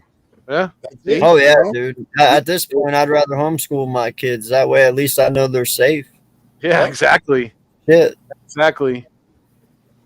I mean, Like, the one, like you the want one me to pay you school tax and shit when you can't even guarantee my kids' safety these days. Fuck that.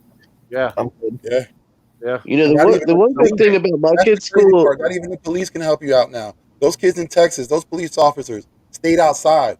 It was They a chose. border patrol agent They who chose. went against their will and got into that school and shot the shooter. Not the cop. A man who was off duty came in and did what he had to do. That's wild. When the police can't even protect you. My son's school has a pretty locked down school. I mean, you can't go in that building unless like you show proof that you're the kid's father. Mhm. So that's pretty good. I mean, but still, if somebody got a gun at that window, you know what I mean? They're gonna get in there. They need to make bulletproof glass for that, for getting in the building. Bro, I am not gonna lie. There is nothing that I can't find on YouTube that I can't have my kid taught that they can't teach in schools these days. Well,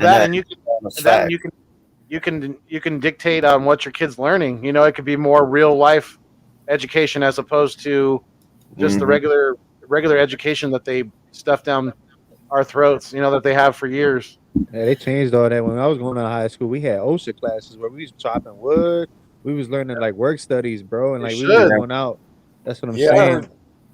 I heard across the nation that they took out a VOTEC programs from a lot of high schools, which Because is of wild. OSHA took them out because of the safety concerns. It was like back in the day, dude. Like I seen somebody cut their finger off in saw class and wood class, dude. Just get better Who teachers. didn't That's go why. to a wood shop class that didn't have a teacher like this? Yeah, did? that's what I'm saying. It's like stay away from the bandsaw. I told you, stay away from the bandsaw. It's a hazard of the job. Listen. Sometimes people need to make whoopsies to learn a lesson, and it is what it is. You know. You know what's crazy? And Hey, listen, in a polite way. In the mean way, you can't fix Shout out to stupid. Mr. Abel. All right, like Look, you cut off your thingy with a bandsaw. That ain't no whoopsie. listen. You that's know good. you know that thing rotating listen. is fucking sharp as shit. If you cut your damn finger off, that's on you. All right, I'm serious. Like That's a great idea by East Coast Gridiron. That's a good. great idea. Great idea. It's creating jobs. It would benefit the veterans coming back from being in the military. Absolutely. I got a As long- perfect name for that too, because that's the Wish a Motherfucker Wood Project. Well, no, and in all honesty, he's right, man. That's something we need to do better at. We need to, that we are one of the worst countries in the world when it comes to actually taking care of our vets. And that's something I do want to see our country get better at, man. There's no reason that these people go over there and risk their lives for us each and every day just to come home and have nothing. It's despicable, That is a great idea. We should definitely should. Really should. I think he's right. I think they would. I think the veterans would be jumping for that job. Heck yeah. Absolutely. That's a gig. That's a great gig to have right there. Maybe it's a prideful job. You get to protect kids, maybe even protect your own. I mean, if your kid's going to school where you're working, I mean, that would be even better. So, Like, no way, dude. I went through this town one time, right? And there, every tree in that town was apple and orange trees. And do you know why they did it? So that way, the homeless people that live there had something to eat each and every day. Oh wow. They could just sit there and walk down the sidewalks and shit and pick apples and oranges and eat them. You know, so it was kind of like a free thing, but you know, the township took care of them. You know, like that. California That's needs to do that. doing. Yeah, California does that too in certain places. Like that's shit we Well, they should be need to doing. do a lot more. They got the worst homeless problem in the whole world. Oh yeah, yeah. Down there by the Cecil. You the whole problem with over there is big tech came in the in the area, and all the apartments and everything are like $3,000. Like even like doctors and stuff that are just becoming doctors can't get an apartment because they're like $3,000. It's crazy, dude. Yeah, it is. Like you gotta treat schools and the kids in schools like you gotta have security like they have personal bodyguards. Like I'm dead serious. Like you gotta have people in the hallways, not like how you had when you were a kid. Had students roaming the hallways. Out of each class, you have someone standing out there. That's how it's gonna have to be.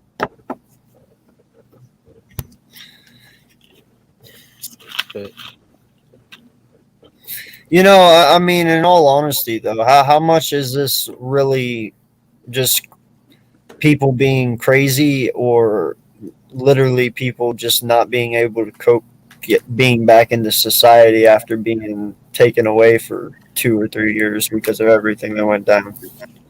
I honestly think that when people see something like this on TV, for those people who have those thoughts, it rationalizes it for them, and then they try it themselves. Yeah, I I knew. mean, I knew I don't know. honestly. Oh, go ahead, Jerry. Yeah, I just don't know what's going on with these people that are doing this, man. I mean, because it's ridiculous. I mean, how the fuck do they get the idea to go do this to a kid? You know what I mean? Like, it's ridiculous, man. I just don't understand it. It's because they know that kids ain't gonna fight back. They're the most vulnerable. People in hospitals, the most vulnerable. That's why. It's just ridiculous, man. I mean, like, rational people don't think like, oh, I'm gonna go shoot a kid. You know what I mean? It's fucked up. Like for me, it was crazy because like I grew up at the time when Columbine came through. I was in Yeah. 10th grade. I remember being in algebra, watching it on TV as it all happened. All of us just looking at each other like, "Yo, this happens at schools." Like I think before that there was 2 instances that I can remember. I think in '92 and one in the '70s that there was a school shooting. That wasn't something that happened. Ever since then, pretty much every year you're going to hear about another school shooting. Every year. Yeah, but I mean, dude, like for It's instance, even worse than every year, Vic. It's like every fucking other week. Yeah, now it's becoming more frequent. Yeah. It's fucking ridiculous, dude. Like, it's not cool, man. like Not like only that, that I'd be guy scared in as hell Buffalo. every time. Oh, That sorry guy about in that. AK. Buffalo. No, you're good, man. That guy in Buffalo. You know, he went even one step worse, dude. He shot that shit on what was it, Twitch? On live TV, right? He was on live. Yeah, he was on Twitch. He was streaming that shit live. Like, You know dude, what you that got reminded me some of? sadistic motherfucker to sit there and stream you killing people. Like that's taking it to a whole different level. You know that was a movie, right? That was a Robert De Niro movie that came out maybe 12, 15 years ago where a guy was doing that. Yeah. Nah, dude, That's what I'm saying. it's Like I think crazy. people see shit and like it's just like in their head. They for themselves, it rationalizes their thought. Yeah, I do. Like, yeah, but when I saw that dude, I was like, yo, that dude's sick. Because it's like not only killing people is one thing, but then to film it on top of it, like, What's up, Dante? What's going on, fellas? What's Not good? much, What's good? brother. I'd be scared as hell every day catching the train to work. I don't drive to work. I catch the train because it's more because of gas or whatever, and it's just more cost efficient. But dude, I get scared because of that subway shooting that happened in New York, bro. And then I live in Philly because we have like a homeless pop like going on. But then again, there's some mental health issues going on, and like with the homeless people, bro, I be scared that like they can get easy access to a gun. Not only that, every day like it's a shootout anywhere I go in Philly, dude. It's ridiculous out here, bro. It's easy how somebody can get a gun like literally off the streets for less than $200 than a PlayStation 5 or anything, dude. It's crazy. Yo, you know what's crazy? While I was in New York this weekend in Albany, New York, like in the back of my mind, me and my wife were just going to go see the Van Gogh exhibit because I'm a fucking art nerd. But just walking in there with like sophisticated people in like suits and dresses and everything just to look at some art, I'm like, this is the perfect place. It's like a cesspool of just people, and somebody can just pop through here. There was no metal detectors or anything. Somebody could be in a trench coat and pull out an AR-15 and blast all of us. Like, that was in the back of my head. I'm like, man, can we just have a good day? That's, you know what I'm saying? It's crazy how you say that because didn't that just happen to the Mona Lisa? Someone threw a pie, even though it was in a glass, but someone out there and threw something on it. Yo, I gotta ask y'all a question. Are y'all related? Who? You and Dante? No. No. No, not at all. Dude, I'm telling you, no, I'm glad you both are up here because I made that comment earlier, man. And when I first seen him, I was like, yo, it's Vic's cousin. And then I realized it wasn't. And then I was like, yo, they just look so much alike. Same glasses, you guys wear the same, you have the same beard, everything, dude. It's crazy. There we go. There you go. Let's take the glasses off. Oh, hold on. Yeah, but you can't tell me you don't see the similarity, though. Like, it's crazy, man. I've never seen two people who are not related look so much alike. Hey, man, it wasn't on purpose. Doppelgangers. Yeah, man, I appreciate you shouting out that comment, though, because, like, I have a big respect for veterans and stuff like that. And it's just, we always talk about what can we do for our veterans, and I always get like really tired of that conversation. I'm like, this is the perfect. I was saying this years ago when the first incident happened with Sandy Hook, and when my dad told me about the gun control thing, and it's just like, dude, my dad was an Army Ranger, my grandpa was an Army Ranger, like my aunt was in the Air Force, and I wanted to go into the Marines until my grandma talked me out of it. Like, my great grandfather was in the Gettysburg War. Like, I have so much history of just like, people being in the military, and it's like, man, this is what you could do.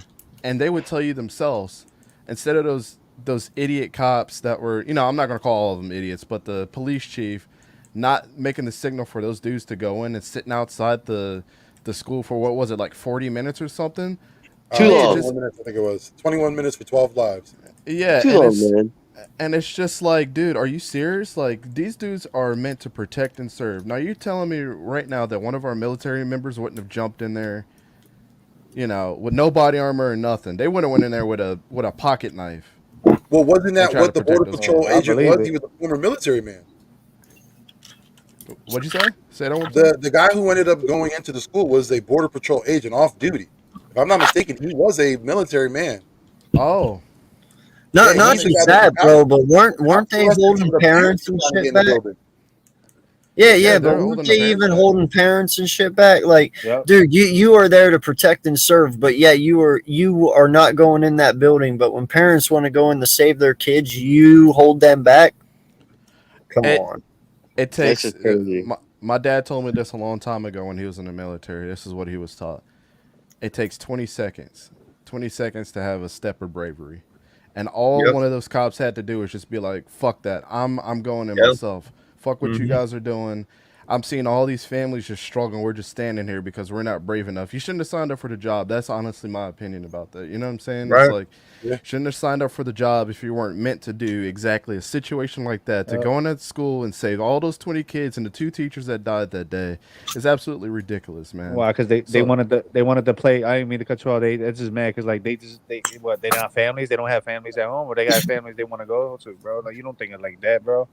Well, their big issue is they need to change their protocols because they're used to things in the past. Back then, when you have a situation like that, it was considered a hostage situation. You're going to wait it out, get their demands.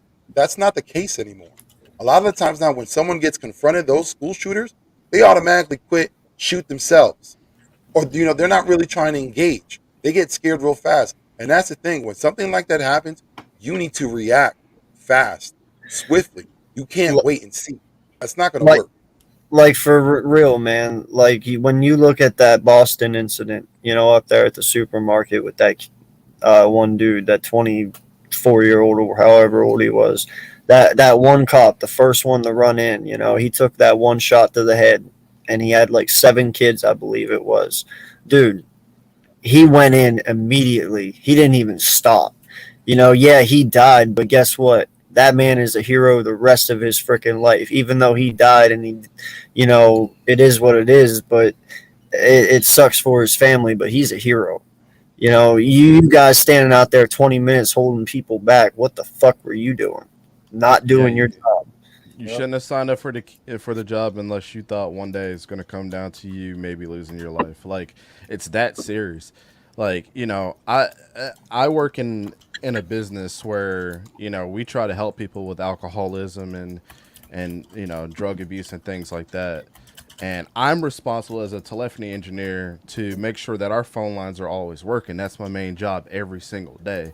If those phone lines go down, somebody can lose their life. Somebody could kill themselves. They're calling in to us for help. So I know that I have the responsibility to do that. Like this weekend, I took my laptop with me. You know what I'm saying? That's like how serious my job is. And it's like, even though I have a team of people that are there, I feel like that there's a responsibility that I have to save. Our mission is to save 1 million lives.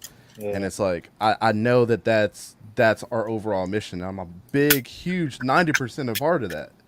And that's how the cops should feel about their jobs too. I mean, there's no sugarcoating it. You guys have kids, I don't have a child, but I'm as passionate about it like if I did have kids, because I'm looking at it like my wife could go to work tomorrow. Even though I work from home, she works at a veterinary hospital. Somebody could come in and get angry about the bill that they're getting for their cat or something and start shooting up the place. Like, it's that real now. Yo, for instance, man, let's just put it into this aspect. Y'all so into shooting people lately. That's your perfect opportunity right fucking there. Let's be honest about it. Y'all are so enthralled into shooting fucking people a lot lately. Well, that's the time that it's necessary to do so. So go fucking do your job. Don't do it when it doesn't fucking matter. Do it when it does. And that's a good point, AK. And I'll also add on to this whole thing that I don't think a lot of people are thinking about. So we're all talking about like this Blue Lives Matter and all this other stuff that happened with the George Floyd and all this cop situation. We're starting to get over that, and people are drawing the line if they trust the cops or on the cops side, or and most of us here, some of us here are minorities too. So I know you kind of feel this, but on the other side of it, when you see the cops do what they did for children and hold back like that, and they're making calls not to go in there and protect and serve. It's now making them look even worse when all of us probably have friends that are cops or military members that are, cops or anything like that. Now we're looking at them in even more of a negative light because you're as good as the group that you hang around, man. It just is what it is. Like, that's the old saying that goes like, the apple doesn't fall from the tree. It's the same situation. Well, and to elaborate off that, pretty much what I'm taking from what they did, man, is when you make a stunt like that and you choose to not go in, you're choosing by saying your life is more important than those kids. Mm-hmm. You know what I mean? And that I'm not okay with, because children are innocent, and they never need to even be put into that situation. No kid should ever be put in that situation. And for you to make a judgment call like that, you're pretty much being that arrogant, saying my life is more important than that child's in there. Yeah. I just wonder what the thought process was. Like, what did you think by allowing that person time? What would be the outcome? You know what I mean? Well, they came in there to do something. They have a certain amount of time to do it. So you're going to give them more time to allow them to do what they need to do? They all know, and they all take an oath. Because my cousin's a police officer in Colorado, and they all should be thinking in the mindset of that each and every person out there's life is more important than theirs. Because that's what they put that badge on. That's what they signed up for. That's part of the job. That's what it entails. And for them, just like firefighters, I mean, yeah, maybe on a smaller degree as far as life safety, but I mean, firefighters are putting their lives at risk every day too. But they're all underpaid in my opinion. I mean, they should be making more money than the politicians are making. You know what I mean? They're out there putting their life. They don't know if they kiss their family goodbye each and every day if they're ever going to see them again. So that's huge to me, and that's I mean, I'm not like a. I mean, I have respect for the police, but I also, I mean, what I've seen in my life, and I East Coast Gridiron said, sometimes the apple doesn't fall too far from the tree, but I hate to think that they're all corrupt. It's really tough sometimes.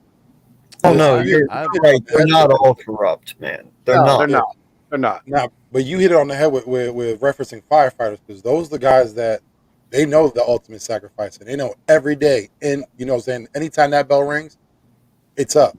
I mean, that time could be up, and they don't care whether that building is on fire, whatever happens, they're gonna go in and they're gonna try to get you. And that's the mentality a lot of these guys gotta have. And it sucks to say because a lot of these people do have family, but at the same time, you know what you're signing up for. Let's not sugarcoat. It's the old Any day mentality. your Vic. life can be taken. Yeah, it's the old mentality. It's if you get punched, what's going to happen? You punch back, right? And I think in the type of situation with the cops and that situation specifically is protect and serve is the punch that's coming to you. And when it comes to protecting the kids, that's your punch back. Like, you know what I'm saying? That's the cause and effect that needs to happen with everything. It's not people act like this is like a chemistry project and it's not. Yep. Listen, That's what I have a problem with. and I don't want anyone to take this the wrong way. All right, this is just truly facts and how I see it. There was a time whenever cops could get away with this because at one point it was they pissed off whites or they pissed off blacks. Okay, but now it got to the point where everyone is pissed.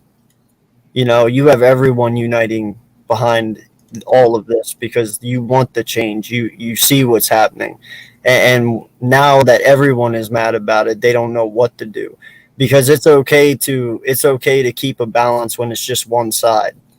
It's easier to do that, but when everyone unites because they're tired of it, it's a lot harder to keep everyone at bay than it is just half the country. Yeah, that's true. And that's where we're at right now. Well, you have a trickle down effect of a couple things, right? So you've already had the white cop versus the innocent black man that's getting abused. Now to the kids killing people in school, to now, even you can look at how stupid it was, but the Amber Heard and Johnny Depp situation, like all this stuff is like a combination of like something is broken. And at the end of the day, it does not make this situation in particular does not make the far-fetched thought of defunding the police that much more far-fetched. And then you trickle in that about the whole gun rights thing right now. You're trying to tell me right now that if a father found out that some active shooter was in a school, that he wasn't going to bring his AR-15 at his house and come and bust up that dude himself. Like, why do we need the cops at this point in time? And that's what's going to be. I can almost guarantee you in the next couple of weeks when they start rethinking this whole thing, that's what's going to get brought up. More defunding the police now and saying that our own communities will protect better than our cops will. Like no lie, dude. I love the statement that they say: order a pizza and call the cops. See which one gets to you first. Oh. And that's the crazy thing. They shouldn't be defunding. If anything, they should be putting more resources because these cops need way more training. That's the issue. They need way more training. And they also need to change their protocol. Yearly psyche valves again. Not this fucking 5-10 year shit. You need yearly psyche valves for all cops. You want to know something crazy? Here it goes. Here's the argument with cops that I would never understand. How long does it take a lawyer to get their their degree? 12 years. And to become Not 6 years. Exactly. No, it takes 12. Law degrees are 12. Is it? And the state of Delaware, it's 6 to become at least what they call a junior lawyer. How long does it take to become a cop? Less than a year. Fill out the application. And in the state of Delaware, it takes 90 days. Mm-hmm. That's Wow. crazy to me. That is. To be a statey, though, it's different, right? To be a statey, you actually have to have a law degree, right? Or military background. I think you I need to don't- have a 2-year degree. Or prior experience from law enforcement. Yeah. I think you may just need a 2-year degree. That's it. It depends on Yeah, state. but it's a 2-year law degree. Like it's a. No, you can just have a regular bachelor's in whatever. It doesn't have to be in criminal justice or anything. I thought it had to be in criminal justice. Near? Nah. To be a statey, I swear in Pennsylvania you have to have it in criminal justice. Nah, just a 2-year law. 2-year degree. That's it. Well, yeah. then shout out to Alaska, man, because It Alaska helps out if you're in the military too, though. It's still wild though. I mean, it's still a big gap regardless of what state you go to. Is a huge gap, and in the law system itself. Like, if it takes me that much amount of time, but you know what it is? It's just like the military. We need more bodies. Mm-hmm. I don't care about your educational background. Are you okay up here that we can evaluate? Cool. Can you hold this gun? Cool. Are you 180 pounds and 6'2"? You can run fast? All right. Go ahead. Easy. That's the easiest job application you'll ever do. I heard somebody say that the other day, and that struck me crazy. Yo. It's the easiest job application that you'll ever do that you'll probably get in if you can meet these requirements. Wow. 6'2" and 180 pounds. You want to come play receiver for the Eagles too? Shit. hey, man, I'd rather have a 6'2", 180-pound guy than these 5'10", 240 donut eating dudes. Yeah. Like, No, now you're just attacking us short people over here. Listen, after a while, they get offered free donuts so much, they just go over to the dark side. They have no control over it. Don't be offended, Papa. Oh no, it was funny. Everybody was quiet. I was about to be like, speaking of Dark Side, that Kenobi series, huh? Awesome. hey, and in all honesty, man, here's another scenario too. Take away all the guns of the police and only just use it as a task force. You know, like your SWAT. Only your SWAT. They do that in England? Ain't that what they do in England? They do it in a couple different places in Europe. That's pretty much what they do. But yeah, you pretty much leave. Because listen, I've always thought there's two scenarios to this outcome. When like say you have a domestic violence in the middle of the night at 2 a.m. because you're just yelling at one another, you and your wife. Which, hey, if a couple's arguing, as long as nothing's going on, I never got that. But listen, when you have a cop walk up to your door, you as the person, you're already in a heated debate, right? You already know that officer has a gun, therefore your threat level goes up. If that officer does not have a gun, therefore your head goes, your threat level is down. You know, you can keep a more level head. You know, but here's the thing though. Whenever you get rid of guns for cops, right? Say they don't get them. If you kill a cop, that crime automatically is a lot worse than what it is today. Because they are automatically not a threat. You know, coming into that situation, they are not armed. So if you kill a cop, well, you automatically should probably almost be close to the death penalty, I'd say, because you know going in, they can't protect themselves that way. You know what I mean? Sadly enough, though, I have a friend who was a officer, Robert Lasso, may he rest in peace, and he went out on a domestic violence call, and he was just shot right in his head as soon as he came to the door. He had no time. That's crazy. Anyone who shot him isn't anywhere near life. He got off of a mental disability or whatever. See, that's fucked up. That's No. the crazy thing about it. Yeah. You don't want to hear my take on that. Yeah, it's a horrible situation, but it's just like little things like that maybe the justice system needs to tweak itself better. They need to take a better look at what they're doing. I think AK and I have the same takes because we had this conversation the last time. Hey, Yeah, hey, no. Sora, let me Go ahead. AK, I'm sorry. No, go ahead. I was gonna ask Sora something because with you telling us that you're in the school system and everything, how was it like? Just my curiosity hidden. How was it the day after that happened? Like, what were the conversations like? So the day that that happened, it was actually the last like week of school. There was one incident though where one of our middle school teachers like, and we never got the full story of it, but it was she either heard or saw something. Okay, never mind. I remember what it was. So one of our other teachers, her kid goes to different school, whatever. Somebody said something apparently with that kid. That school goes in lockdown. Mom hears about that. The middle school teacher hears the mom talking about it. So because this was the day like right after it had happened, so she's freaking out about everything. Get the police. Call the sheriff's county.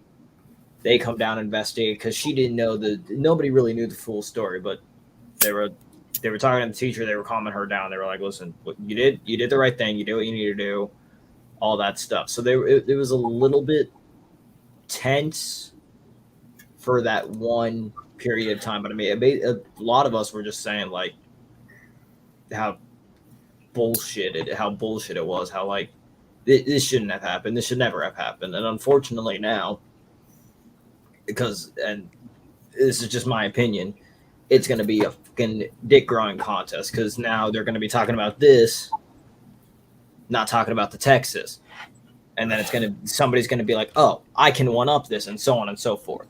So at this point, in my personal opinion, it's going to be the world's stupidest dick growing or dick measurement contest. Like as someone in the education system, like how do you feel like now after this takes place, especially after the past 2 weeks, going into your classroom?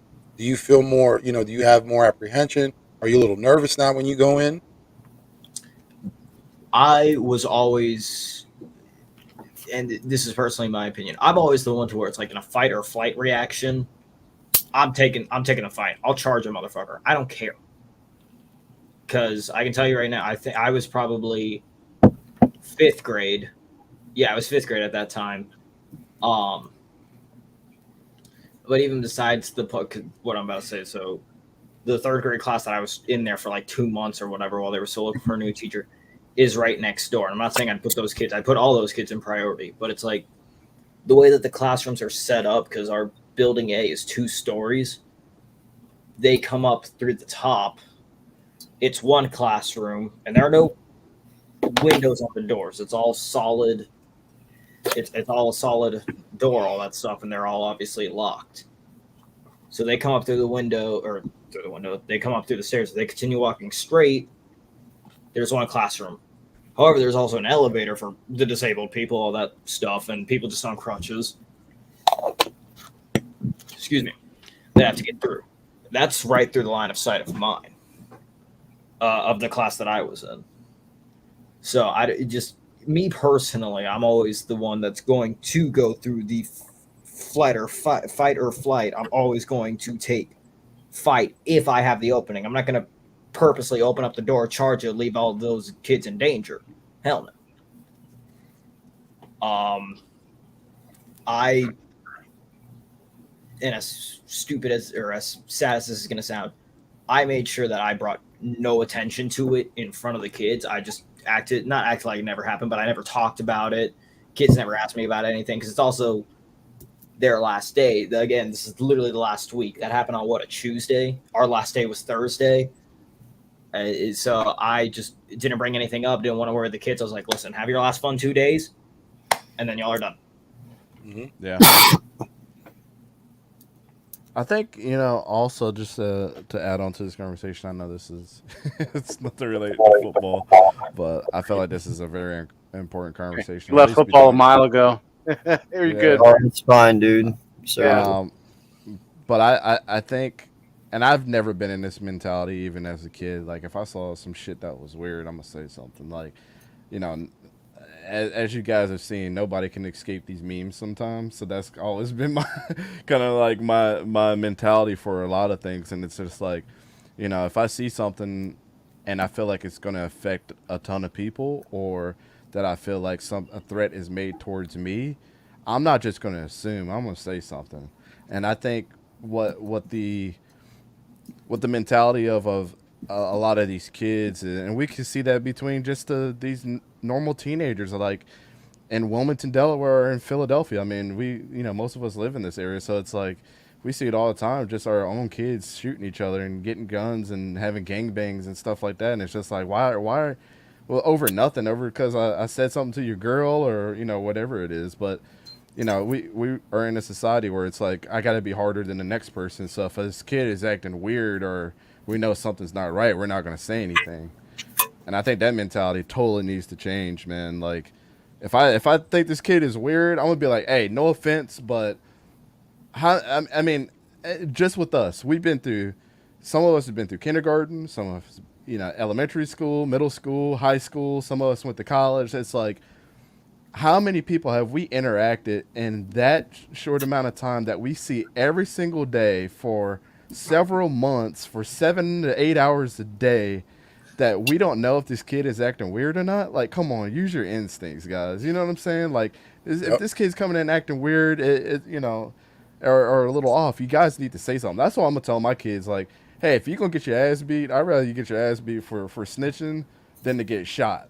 So, Right. you know what I'm saying? I could take you getting punched in the face more than my child not being in the world anymore. So, you could be the catalyst for saving a bunch of lives. You just don't know. Maybe taking the punch to your face might be Being the unsung the hero. least of your worries. No Yeah. doubt. Yeah, it's Yo. scary. It's a scary world we were living in these days. Now, my Well, wife's about to also, go into. My wife's I about was to go gonna into say the one thing that herself, we have so. to focus on too is the parents. Parents gotta do better. Because you can't tell me you don't know that your kid's doing something like purchasing a gun on his 18th birthday to go shoot up a school. You gotta have seen a sign somewhere. You gotta have those open lines of communication with your kids. Because you're gonna tell me that's an absolute stranger. You never thought that they would do something like that. You've never seen anything that would make you think or second guess them. Come on. Get out of here. Bro, The thing is, that's the thing there, man. And as a parent, I'm going to elaborate on that. That's parents not taking responsibility. And somewhere down the line, we've forgotten how to do that. I don't know why, but that's something that frustrates me too. With the gun thing, but also kind of with the you know pain medication type thing, with like the oxy and all that. Like, when you look at the situation with these kids and stuff doing this, me as a parent, if my kid would go and shoot up a school, I would blame myself instantly, because me as a parent, I should know my child like the back of my hand.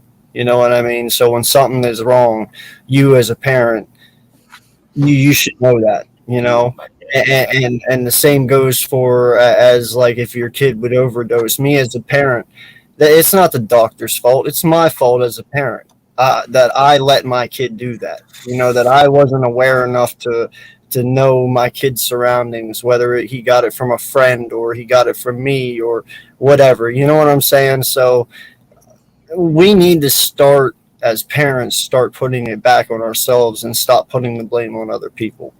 Because somehow, some way, we've gotten far out of that. It's easier to point fingers than it is to just say, I fucked up.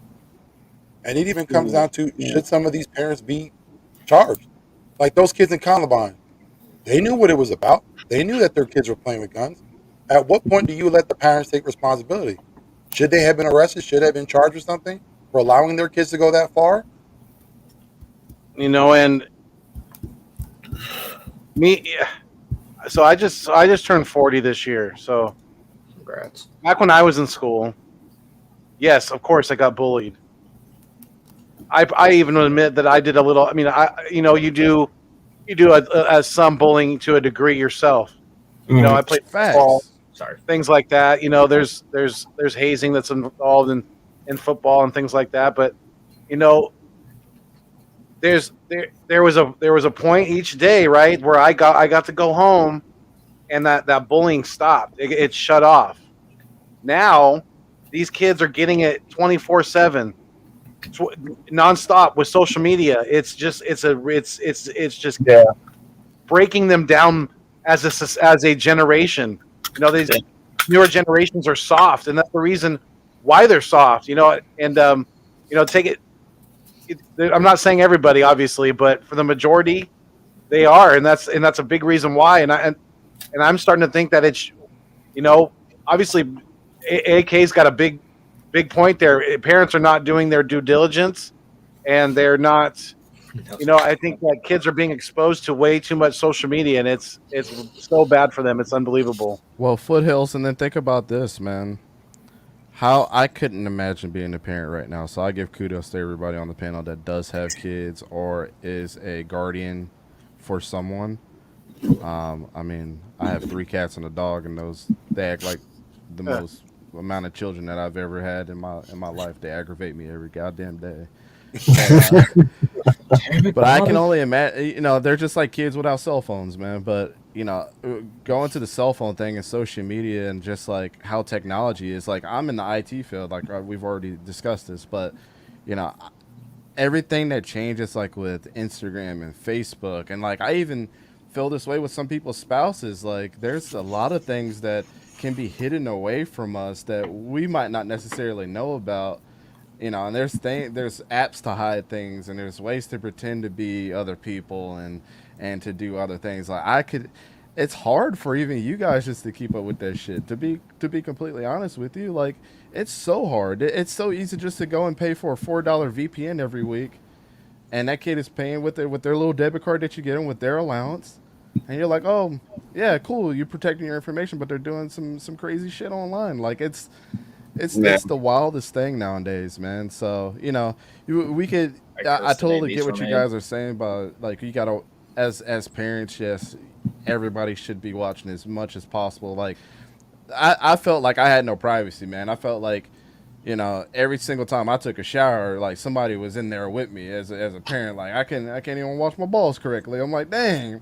My mom's like right here looking at me, but it's one of those things where it's like I knew that they were there, and I knew that they set an amount of fear in me that I had to respect who they were as a parent, and I wasn't gonna do no dumb shit.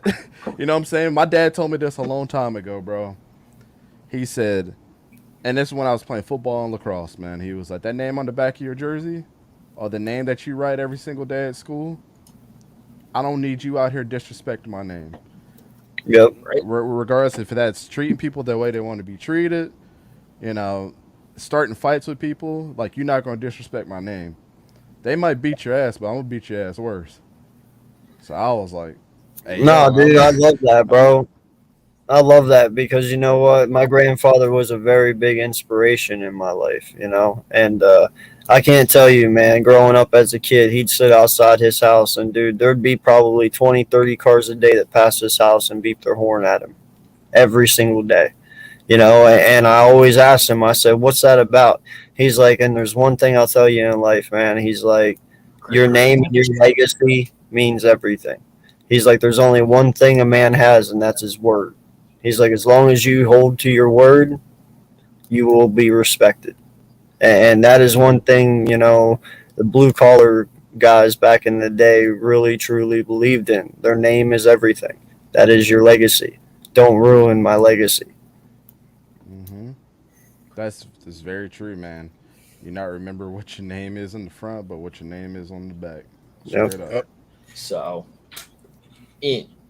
putting my take on this and seeing the parents that y'all are talking about, one, first of all, I didn't get one of these till I was 13 years old. Everybody else already had them. I didn't get one of these till I was 13 Straight up, years I old. didn't get one till I was 16, bro. The Nokia, the little fat boy joint. And remember we used to put them in the plastic cases, dog? Like, yeah, bro. Yeah, I had the slide phone, dude. The first Sidekick or whatever. sidekick had song on there. Yeah, and no lie, I had one because I played football, and that was the only way I could call my parents and be like, "Hey, get ready to come pick me up." You know, that was the only time I used 100%. Practice is going along. Yeah. Listen, my kids didn't get a cell phone until he was 12, and don't think that came with a plan. All they had was basic Wi-Fi. If you're at McDonald's, you got that Wi-Fi, you got service, sir. But that's the only way you're getting it. And I can tell you right now, Because there are fucking third graders out here with iPhone 13s. I'm like, why do you have this? Why? That's insane. I'm gonna say right now, I can understand people being like, well, connect to the kid. That's great. Flip phones are still being made, my guy.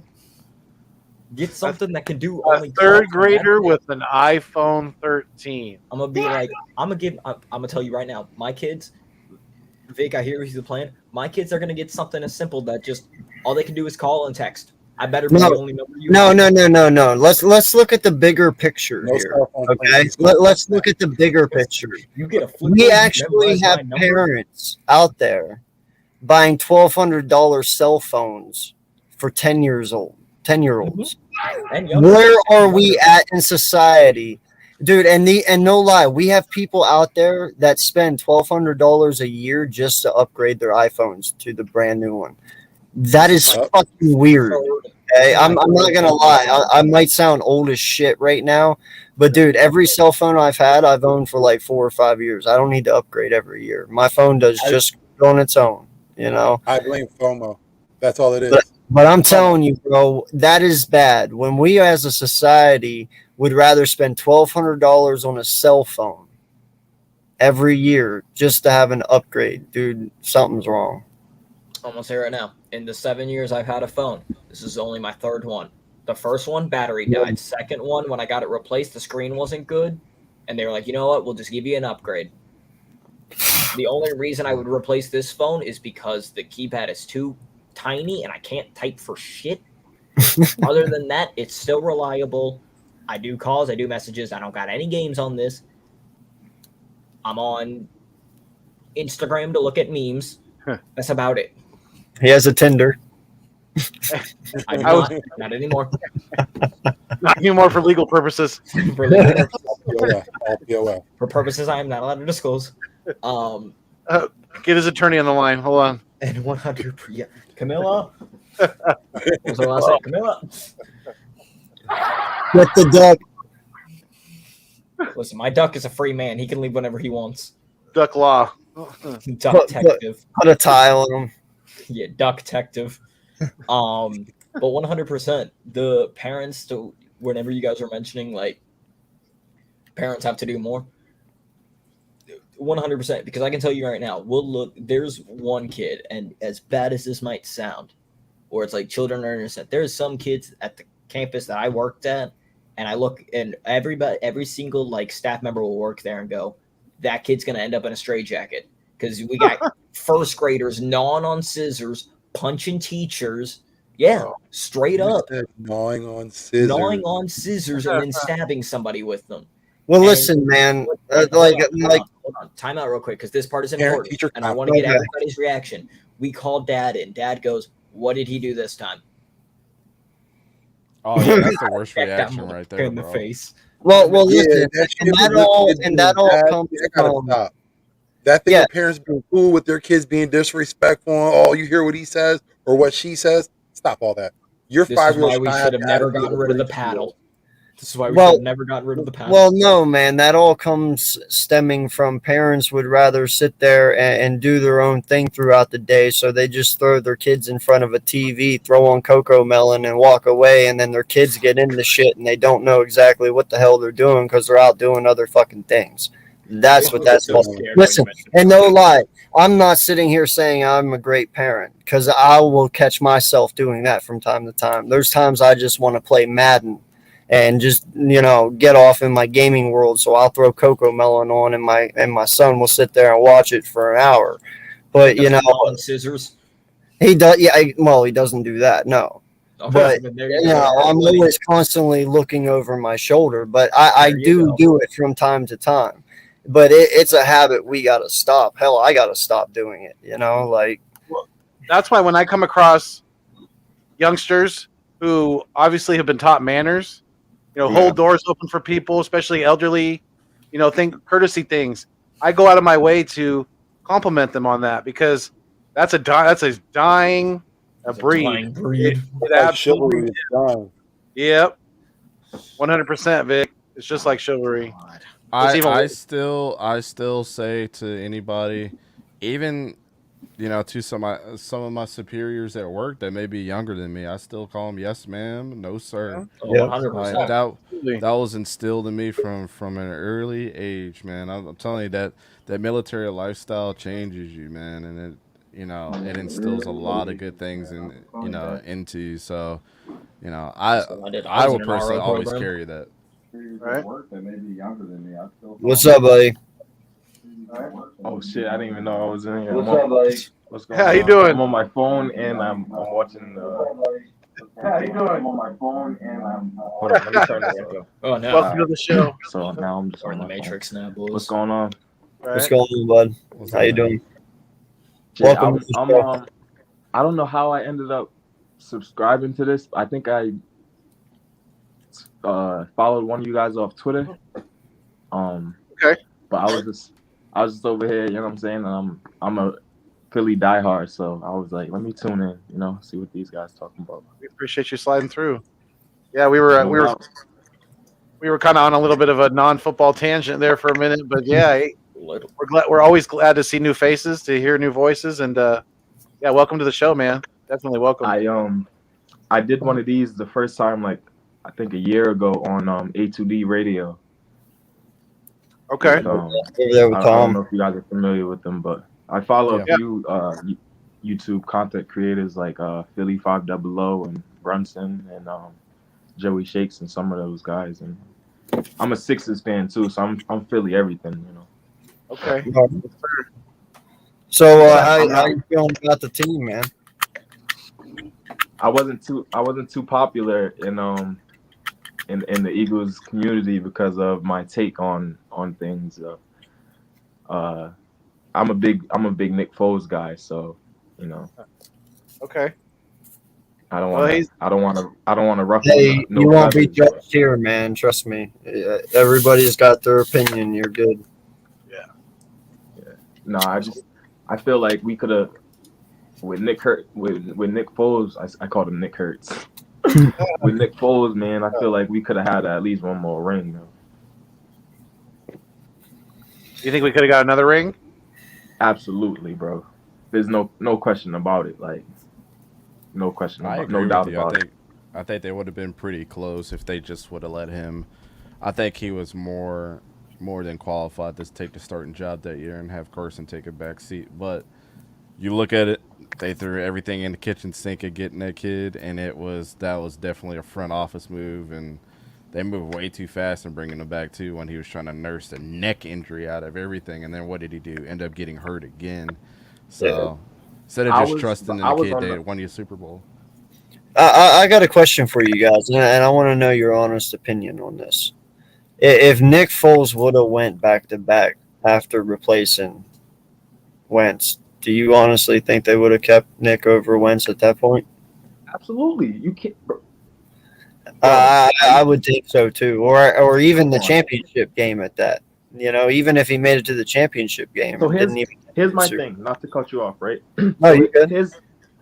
Here's what I was saying, and I feel like everything that I'm about to say right now, it's like, how the fuck can you guys go against that, right?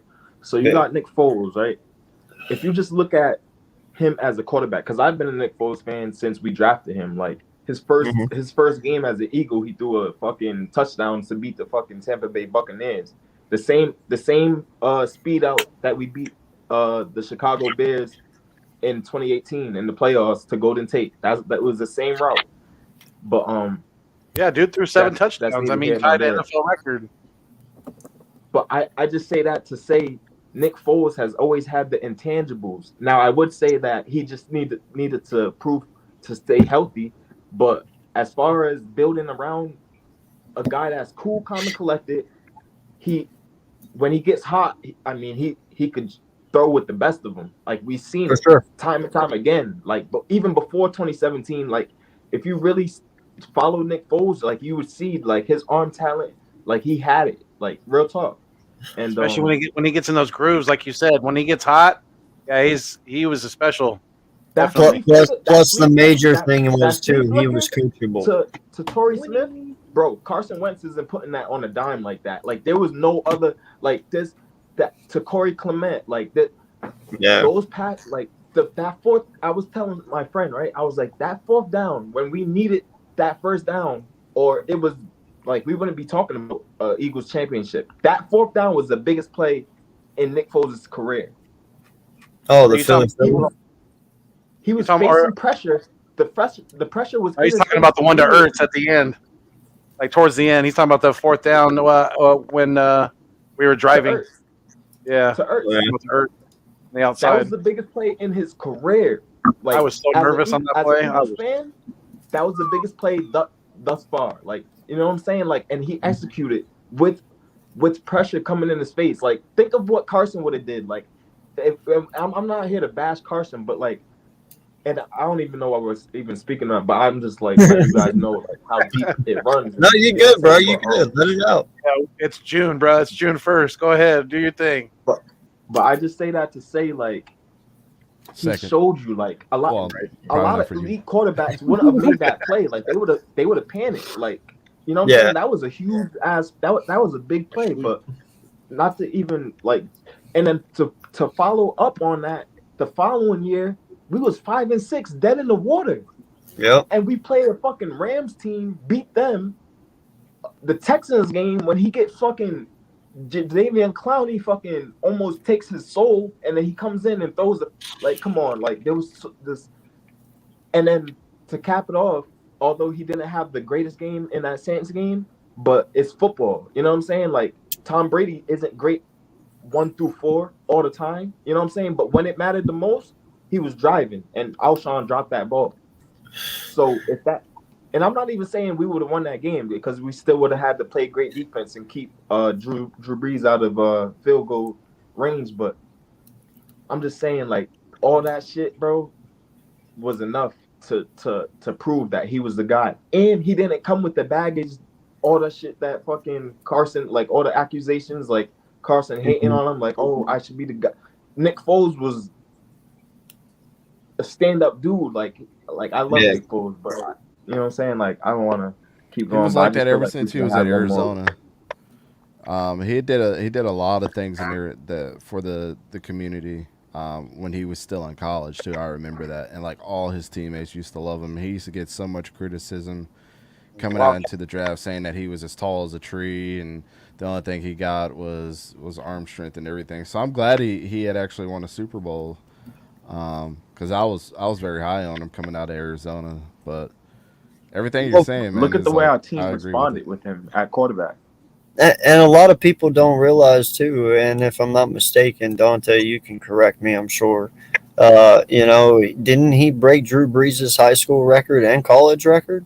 I mean, I that's believe saying so. something if he did, but I know he broke his high school record. But when it comes down They to went to the college, same school. if he broke both records, man, that's saying something because Drew Brees ain't no one to laugh at. You know what I mean? So Yeah, Nick Foles And is then one he of goes to the best Jacksonville and Texas. fucking breaks his collarbone throwing a fucking beautiful touchdown pass. Like yeah, it just mind boggles me how because we could have. Carson Wentz had so much value at that time, and we still had a great core of now championship pedigree. You know what I'm saying? We could have flipped Carson for so much and still had Jalen Hurts till this day. You know what I'm saying? We could have done so much. And hey, it Rome, frustrates me. is it Rome? Yeah, it's wrong. Yeah. Hey, real quick question. For 2018, we talked about it a little bit ago. I want to get your opinion. Do you believe LeGarrette Blount was a very big missing piece in our 2018 run? I would say not just LeGarrette Blount, because he did bring a dynamic to our offense, but it was like a tandem. You know what I'm saying? Because it was LeGarrette and Jay Ajayi that really did it for us. You know what I'm saying? Like if LeGarrette Blount was both of them in one, then I would say yes. But Jay Ajayi had some Jay Ajayi was vital in that running game as well. So I can't just say it was LeGarrette Blount, because when we needed to hand the ball off and give it to someone who didn't give a fuck, like Jay Ajayi was the guy. Like he didn't give a fuck who was in front of him. Like he was falling forward. You know what I'm saying? So That was the thing. We had two physical runners that year. You know, with both of them. You know, Exactly. they weren't afraid. Like you said, they didn't give a shit who the hell was in front of them. They're gonna run whoever hell they need to run over to get where they need to go.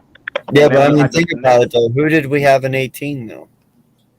Josh Yeah, Adams. we definitely Isn't that whenever we had Josh Adams? He was Josh our Adams was runner? our leading rusher in 2000. Exactly. So that's what I'm saying. Imagine if We had LeGarrette Sproles, Blunt we was had there. That would have been a little Smallwood better. still. Yeah, but if you had Blunt, that would have made things a little bit better. Oh, It absolutely, would have made a hell of a absolutely. lot better because Yeah. Sproles, I think, got injured as No well. doubt. But I feel like you could have plugged in Jay Ajayi No, and it was no, I didn't. Never mind. it would have had the same effect, you know. Oh yeah, I think the only reason we didn't get Ajayi back was only because of his knees. Correct? But then His again, take anything? No, because I I'm remember we did I'm have a thinking about it. Jai, and then I'm thinking I'm about pretty it, sure he bro. got injured. He was out for the rest of the year, which is when it was our three leading were then Adams, Sproles, and Corey Clement. But we Yeah, did have yeah, but Ajayi. Ajayi has had knee issues. Like he Yeah, kind And back that's from what took him knee. out that's what took him out in the 2018 season as well, because he Yeah. started, got his knee issues, and then never played again.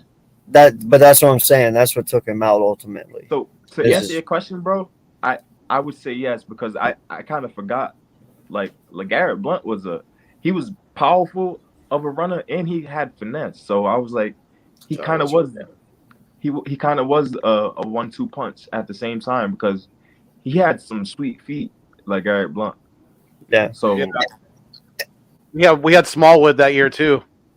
Yeah, it We was had small. and Let's not talk about Smallwood. He was the rookie. I I like think that was Smallwood, when he was a though. rookie. That's what she Hey, said. he had fumbling issues though, man. Smallwood But fumbled. Yeah. but that was my Seriously, I felt like we should have held on to Blunt. Oh, absolutely. Yeah. Like Garrett Blunt still had another good year at least left in it, if not a couple. Can I I smoke think. on here? Yeah. Yeah, do your thing, man. No, and like no lie, man. Like I get it. Blunt might not have been the Blunt of old, you know, during the regular season, but man, whenever playoff season comes, Blunt's a whole different animal. You know, I mean, No, he was clutch. Absolutely. so that's why I say, and who knows if you had Blunt on this team in 18, maybe it doesn't even come down to that Alshon catch. You know, that's what I'm trying to say. Because he takes pressure off the offense automatically, you know? Yeah, You're right. very much so. We wasn't complete in 2018 anyway. It was like however far we would have got was just like that was a bonus to what Foles did for us.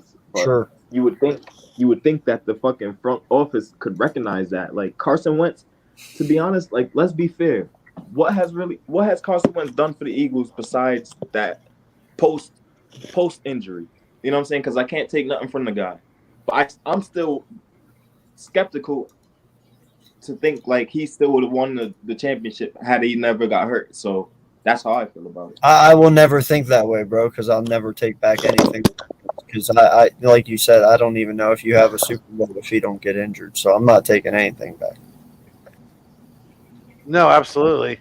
I don't think Carson was going to be able to have that run in the playoffs and be just the mental fortitude that it takes, the veteran experience that it takes that he was lacking. I don't think that we would have had the same outcome if former number 11 for us was under center. What happened for a reason. Let's just put it that way. Everything happens for a reason. Truly. Yep. Yeah. Oh, we can't hear you, Rome. You can't hear me?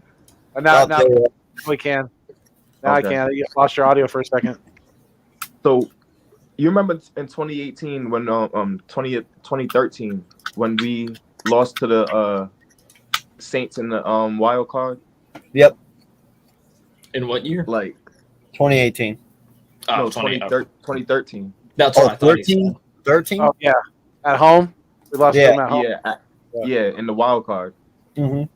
I miss work for that game and everything because I was working overnight. So I said, fuck that. Kicked the field goal at the end to beat us. Yeah, I remember that game. But like, so that was Nick Foles' that was his first postseason game. Like, and he was cool, calm, and collected in that game. Like he led us down the field and he scored, and then obviously we horse collared Darren Sproles and they kicked the field goal and we lose that game. But those are the intricate parts of football that I look at and see, and I could say like, okay, I'm comfortable with this guy being our franchise quarterback because he's not afraid of these big lights.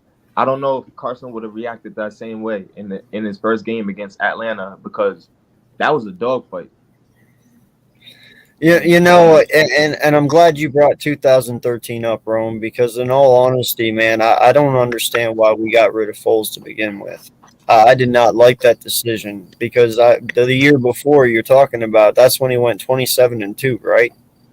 Absolutely. You know, like the kid was phenomenal. He was lights out. Bowler. You know, and then he comes out and I believe it was his collarbone he broke, right? And then we ship him off. And then we ship him off. It's like, dude, I don't think we ever should have got rid of him to begin with.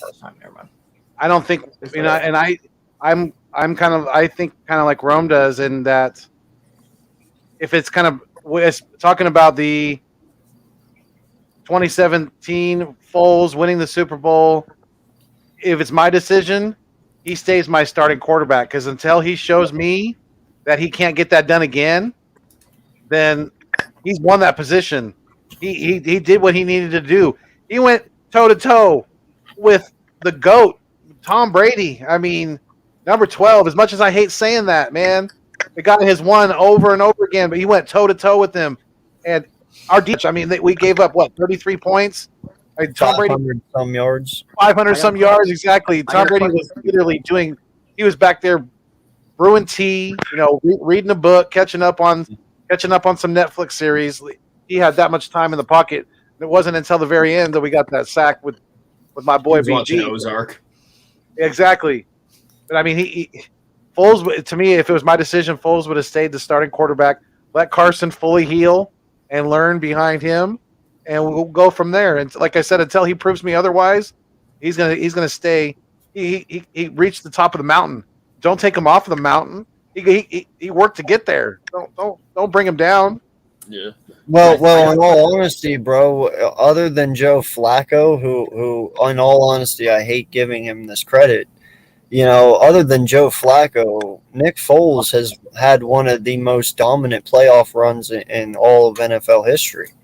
I mean, when somebody does that, and then you just shove that aside and you move on, I start to question you. I really do, because that's something. I mean, that's like Steve Young winning 2 Super Bowls for the 49ers and then them stripping him away.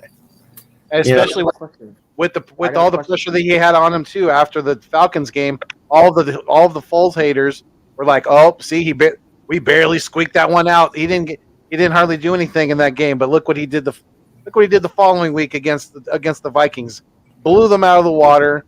Yeah, and then we know what happened in the Super Bowl. So he responded in a big way to a lot of pressure. I got an answer for that, right? So in football, it's not all peaches and cream, especially in the playoffs. Atlanta, they was a dynamic offense. Like, they had a great team. They had a good team. Yeah. Like, and we was underdogs in that game. Like, Nick Foles didn't lose us that game, and that's the qualities you need in the franchise quarterback. Someone who could play in bright lights but not lose you the game. Yeah, he might have not had a game like he had in, versus the Vikings and the Patriots, but he got us there. Like, granted, our defense played a bigger role in that game, but your quarterback can't lose you games like that. You know what I'm saying? Yeah. So that's my answer to that, because look at Tom Brady. Tom Brady really should have lost to the Raiders, but that Tuck rule shit came into effect. So look at that. If you change the narrative on that game, if that game goes the other way, then you could say, oh well, Tom Brady lost you that game. You know what I'm saying? Like that game wasn't a blowout. Like that, like it was a grinded out game. Like some of those games are gonna be like that. But Nick Foles also showed you the flip side in blowing out the number one defense the following week. You know what I'm saying? So you can't Yeah. even argue. Like there's no argument there. You know what I'm saying? Yeah, no, I 100% agree, man. You know, when I sit here and I still think today, like I'm actually excited to see Doug come back in week 4. You know, I have nothing bad to say about Doug. You know, I understand things didn't work out and he's not here anymore, but I still respect the man. And in all honesty, in my opinion, he should still freaking be here. I mean, you know, I never understood it, you know, because they sit there and say that they got rid of Doug because they wanted to keep Carson Wentz, but ultimately you get rid of Carson Wentz, so why didn't you keep Doug? You know, like, but in the end, though, man, we had something and we lost it. It sucks, but it But we seems could like all share that one special moment though, because yeah, like as Eagles fans, that's all we yearn for. Like yep, when we lost to the Patriots the first time, like we all felt that heartbreak, and we all, you know what I'm saying, we all fucking rejoiced together. Like that was something special. That yep. if we would get another Super Bowl again, like the way we won that, our first one in that fashion that was one of the greatest Super Bowls in history. Like, you know what I'm saying? Like that call, Nick Foles, him calling that call, like it's just so like the storyline, like us being underdogs, Yeah. It like it was happened just for a too good. reason, man. It was just too good to be true. So I can't really be mad, but at the same time, I thought we had a dynasty brewing. Like that's how I felt about the team. Like the city made it so powerful because they felt that that that taste of winning, and we was like Carson fucked it up. I think You know what though, Carson man? That's on us. We fucked it should all have up. fucking known better, though, bro. As Philly people and as Philly fans, we should have known better. We should have known to not get too hyped, and we should have been like, they're gonna fuck this up because it's what Philly does. I mean, No, and but we in won a all Super Bowl, honesty, I so love everything my. was changed. You can't think that I know. way. I know, but that's what they do. Think about it. The Phillies, I love all Philly sports like you. For the most part, I am a Bulls fan in basketball, but listen, I am a Phillies fan. I am a Eagle fan, and I love my teams, but in all honesty, that's what they do, bro. You know, we win in '09 and then we trade everyone away pretty much. You know, we win the World Series in '09, the Phillies, and then pretty much everyone's out the door. And then you don't see anything now. You know, it's just what they do. Even following when we won, like we had a chance to win when we had Pedro. We did. Like we had a chance. Like obviously the Yankees was just a juggernaut, but we had something to build off, and we just like threw all We our always cards find in. a way to mess it up, Like what man. the fuck? Always. Always. And I don't understand what it is. I don't understand what it is about Philly. I don't understand why we do it to ourselves, but every time we get something good, we always screw it up. We never When we went let Shane Victorino and fucking Jason Worth and all those guys go, yeah. I was just like, because The days of Ryan Howard are gone, huh? Yeah. but it's like, I mean, remember the Jason early Worth, 90s, dude. Dude, we had a team in the early 90s, you know, and we did nothing with it at all. Lenny but how do you Dykstra. let Jason Dykstra, Worth yeah, go all to the them, man. Nationals though? Huh? How do you let Jason Worth go to the fucking Nationals? I don't know. Seriously. Like That's what I'm talking about, though. That's what I'm saying. We always do this to ourselves, man. Like that shit was That's the why- dumbest that's why trade. they'll never That get- was the dumbest move. Like Even as many I can't times as remember they've if it was probably a tried trade by or not, now, but as many times as the Phillies have probably tried by now to get Mike Trout, he'll never be a Philly because of the fact that just the organization is just too unsteady. Bro, I'm surprised they came back tonight. Did y'all see that? The Phillies came back and won tonight. Who were they winning? Who did they win against? Giants, wasn't it?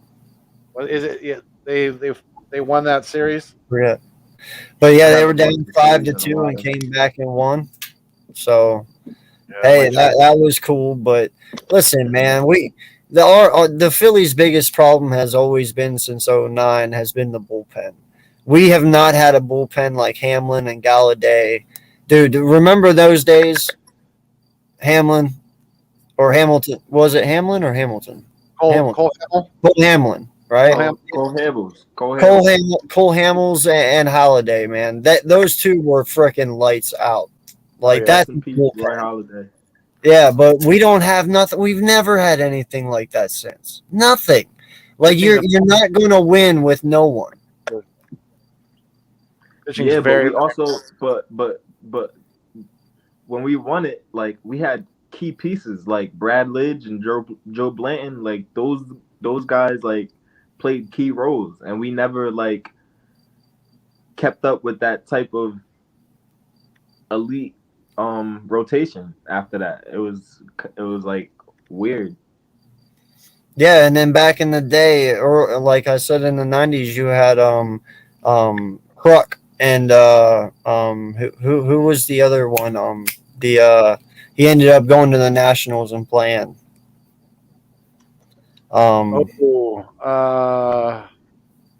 Real good pitcher too. You know who I'm talking. Wasn't he a lefty? I think. Oh, a pitcher. Yeah. Yeah. I know I think I know you're talking about. I can't. Curtis. No. Anyway, yeah, man, we had him, and I'll tell you what, we let him go.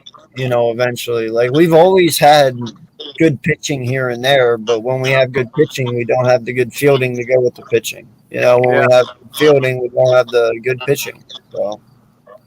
Yep. So Rome, are you on YouTube or anything like that? Or you just on Twitter? So I've been thinking about like starting a YouTube channel, but like and start talking about my Eagles and shit. Yeah. Cause like we got a strong community on here, man. One of the strongest.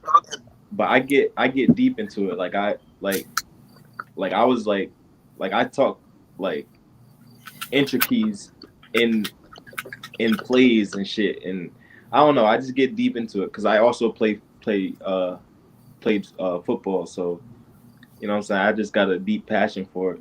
But for the Eagles, like it's crazy because I started off a Cowboys fan, but not really. I started playing flag football at like the age of 4, and I played for the Mount Hope Cowboys. So I was a running back, and I idolized Emmitt Smith.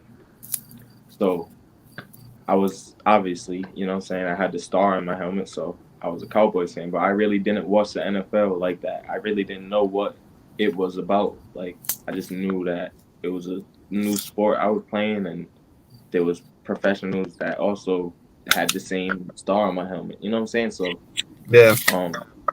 Then I like started getting into it because like my family, they're from Philadelphia. So my brother, like I don't even know how it happened, but I just became. Where are you from now? Where are you at right now? Rhode Island. Okay.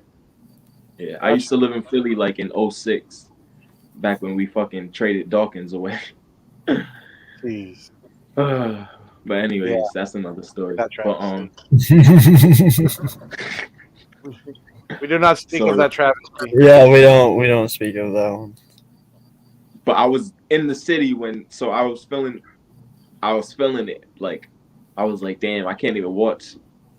And it was like a dark year for us. Like we got smashed by the Seahawks that year. Like, don't we always get smashed by the Seahawks? Especially, I mean, maybe not now that Russell's gone, but man, he definitely had our number. He doesn't matter if we played him in Seattle, we played him in Philadelphia. It seemed like we never beat the Seahawks. Did we play them this year? I don't think so. No. I was gonna say because if we lose to Drew Lock, it's definitely a curse. We played We played the NFC West last. You know what I'm talking about, Rome. If you lose to Drew Lock, it's a curse at this point. No kidding, right? But yeah, we don't play them. We played the NFC West last year, so we won't play the NFC West again. If we was to lose to fucking Drew Lock, bro, that game when we played the Cowboys and we almost lost to Ben DiNucci. Well, that's why I'm like.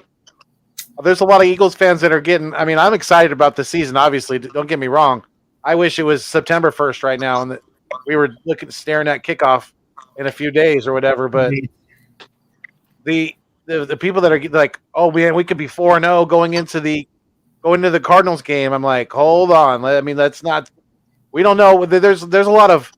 I mean, obviously, we're projected to be in a playoff run this coming season for the division. Things like that. But we don't know how these other teams are going to be. We don't know. There's a lot of variance. There's a lot of there's some parity, in football. From season to season, teams can change.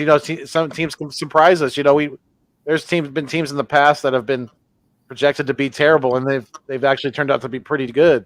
So, you never know. You can't. Go ahead. I was just gonna say, man, you can't sleep on Detroit. I know a lot of people are, really brushing that one off as a dub right away, and it should be. But, dude, these guys also played very well for Campbell last year. I honestly took his biting kneecaps as a joke, but they bought into it somehow, some way. So they're only gotten better in the draft this year. So, I mean, they're going to be more challenging, but in all, like I said, on paper, I get why some of these guys are saying 4-0 because it should be that way, but it doesn't mean that's the way it's going to be. Right. And that's my point. It's just I don't want to put the cart in front of the horse. Let's just take it 1 week at a time, one game at a time, and build victories on. Just stack them on top of each other. So, yeah, I mean. Yeah, Detroit's definitely. Sorry, I didn't mean to cut you off. But I was going to say that just to piggyback off what AK just said, Detroit is definitely a team that you don't want to let stay in the ball game. They're scrappers. They're going to fight. They're going to play hard for their coach, and they're not going to give up very easily. So you don't want to give them any light at the end of the tunnel at all. Yeah, go ahead, Roman. Sorry, bro. If you look at our history playing Detroit, it's always been like a trick game. You know what I'm saying? Like it's always been some funny shit happening. Like if you remember that year when we had that running back from what's his name? Number 24. He fumbled the ball late in the game. Like some stupid shit always happens when we play Detroit. And you know what I'm saying? Like you said, if we gotta knock them out early because something funny will end up happening if you let teams like that stick around. But I feel like one of my funniest memories is a Detroit game, the snow game, and when Shady went off and was just putting people out there. That was one of the funnest games I remember ever watching. McCoy just went off that day. No, like a lot of people need to understand, man. I get it that they still have Jared Goff there, and what much of a threat is he? I don't know, but he didn't do bad last year. He didn't do good, but he didn't do bad. But St. Brown is coming into his second season, and he's a really good wide receiver. They drafted Jamison Williams. They have Swift. They have Hutchinson. Like their offense is pretty decent. Their defense, they got Hutchinson. They got Okuda as their corner. I forget who else they got, but dude, they're going to be a good team eventually. So you just can't sleep on them. That's all I'm saying. The dude's last name is Okuda. Yeah, Jeff Okuda, the corner. Is his first name Matata? He's from Ohio State, right? Yeah. I think they took him last year or the year before, or no, it was last year, but he was out for injury or something like that. This is his second year. Yeah. That'd be cool if his first name was Matata. The teacher calls roll in school. Akuda Matata. That'd be cool. Yeah, no, he's going to be a pretty decent corner. In 2017, we started out 2-1, so we can't. You know what I'm saying? Like, we lost to the Chiefs. What, the second game? So Yeah. shit happens, but it's what I want to see off rip is Jalen Hurts, an improvement in his game overall. Like, I just want to see. I want to see us get down the field like that. You know what I'm saying? Honestly, but I want to see a more sound team, no penalties. Obviously, there might be a few penalties, but I don't want to see the boneheaded, stupid plays by Derek Barnett off rip. Like, I don't want to see if Jalen Reagor is still here. I want to see how he moves. You know what I'm saying? Because I feel like he's not as explosive as he should be. Like, he just seems like in slow motion like all the time. But like he's running in I'm sand. not dogging him like everyone's really dogging him, because I learned to live with it. Like, if he's gonna be here, he understands, like, he didn't play last year, so he could be an X factor, because Devontae and AJ on the outside, that's gonna open so much inside and underneath. It's gonna be crazy for Dallas Goedert and Quez Watkins if he could learn to use his speed in the slot, because he's talked about that, like, not really knowing how to control his speed in the slot because he's so used to being on the outside and just using his speed for deep routes and shit like that. So if I could see a jump in his game too, like, that's the thing. Like, we have so much potential if our skilled players improve and take that next step. It's going to be crazy because we already built a foundation with our O-line and our D-line, and adding the big boys and the rookies, like, it could really get crazy. Like, we have veterans on the outside, Marcus Epps, like, those type of, like, that's what I'm saying. We already have those key pieces. If they improve and our coaching improves with Nick Sirianni, like, and we build off of what we had last year, we could be dominant. Like, that's what people don't understand. Like, we already have those pieces embedded. If they improve, sky's the limit. I truly think that Britton Covey is going to be a threat to Jalen Reagor as well, especially when it comes to the screen game, because I'm not exactly sure what he's going to be, but I can tell you this: Britton Covey, if you put him on a screen, a wide receiver screen, and you get this kid in the open field, he can make some magic happen, you know. So the more people that we have on this team taking reps away from him, the lower he's going to go. You know, I don't know what he has, but I just don't think that he's just made for Philly. You know, I'm not saying he can't play football. I'm just saying he just is not made to play here. Who? Reagor. Oh no, trust me.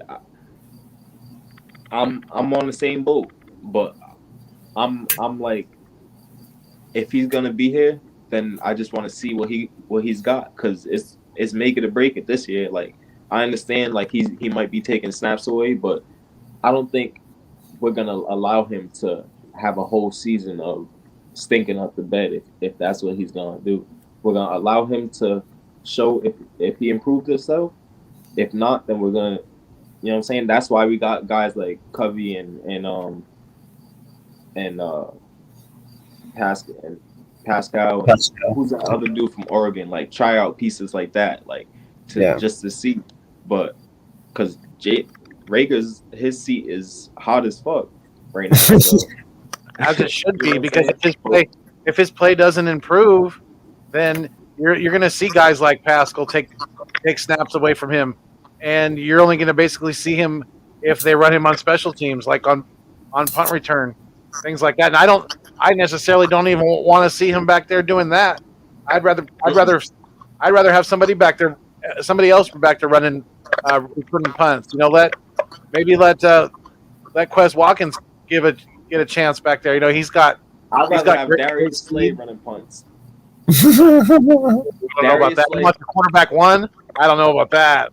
Darius Slade will do better. I guarantee. If you put Darius Slade returning punts over Jalen Rager, I guarantee that Darius Slade will have a better season. Oh! I'll give you that one. I'll give you that one. Like if it just comes down to like being who's better, yes, Slade was better. But in all honesty, your punt and kick returner is going to be Britton Covey more than likely. Him, it's going to be probably. No.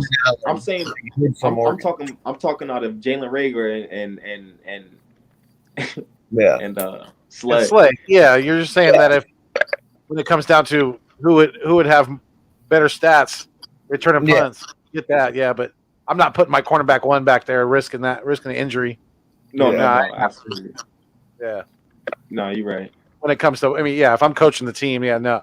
Darius Slade is, I mean, they tried they put him on offense a little bit last year and used him a little bit as a decoy, and I wouldn't mind, possibly working him into some packages, maybe in the red zone, things like that. But I'm not going that far with D Slay. I'm just talking about, what I'm saying. Here and there. I predict he will have a touchdown on offense this year coming. Like Brian Westbrook, like he wasn't our primary punt returner, but at times he did, like something like that. Or like D-Jax did too later on, like sprinkled him in. Yeah, but D-Jax took a lot more snaps at punt returner because he should have been, you know what I'm saying? Like he could have at any given moment taking shit to the house. So he should be back there. D-Jack. Don't get me talking about D-Jack. That's my guy. One of the greatest comebacks ever. Man, you run the walk-off freaking punt return. That was a freaking amazing game. I remember watching that shit, and something in my I just remember thinking he's gonna return this shit. I was like, I remember talking to my wife in our old mobile home, and then we had I think it was tied, right, and I'm like it's going to overtime, and I said that right as the dude punted it, and I'm like unless he returns this. And I said that right as he muffed it, and then he picked it up and took it to the house. Man, it was just, bro. When he muffed it, my heart stopped. Yeah, totally right. Like as soon as that ball hit the ground, I was like, "Fuck!"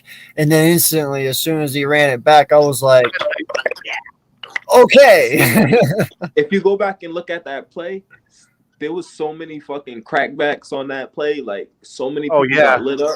It was Jason Avant, great block. Jason Avant gave up his body on that one, man. Great block on that. And I mean, in all honesty, if he doesn't muff it, because that gave a couple of extra seconds for the blocking to set up. So if he doesn't muff that, he probably doesn't return that to the house because the blocking's not good. Still, just the muff itself was bad. I was like, oh no. Right. No, yeah, absolutely. I know. If I was to start a YouTube channel, that's the type of shit that would be in my content. I like to talk about in-depth shit like that. You know what I'm saying? Because a lot of people, they just watch football for the big plays. They don't understand that there's a lot of shit that goes on in a play that makes things pop and things go. You know what I'm saying? There's a lot of pieces. The intricacies of the game. It's beautiful. I love it. So that's why I get so passionate about certain things and certain people, and certain people could say something about a play and it could change the whole narrative, but that's not really the truth because there was so many variables that made, you know what I'm saying, things work that aren't being discussed. So yeah. Oh, yeah. Our guy Jerry Lee's back. What up, Jerry? Buff is generally good. Welcome back. Welcome back, brother. Thanks, man. Thanks. How's everybody doing now? We're good. Doing good, dude. Chilling. Yeah. Just with our new friend Rome here. How's it going, Rome? What's going on, bro? Chilling, brother, chilling. Yeah, I had to exit out, man. You guys got really deep in that conversation. I was done. Oh, did I? I was talking about Foles too much. No. It was We were more talking that. about gun violence. Yeah, we were talking about the shootings and all that shit that's been happening recently, and just the crazy shit that's happening in the world.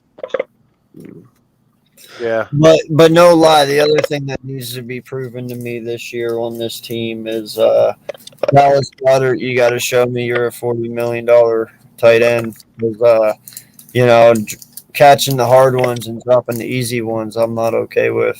Just saying. I think that's exactly why we got Calcaterra. I mean, I don't disrespect Dallas Goedert. Is a project. He's got some injury concerns too with the head stuff.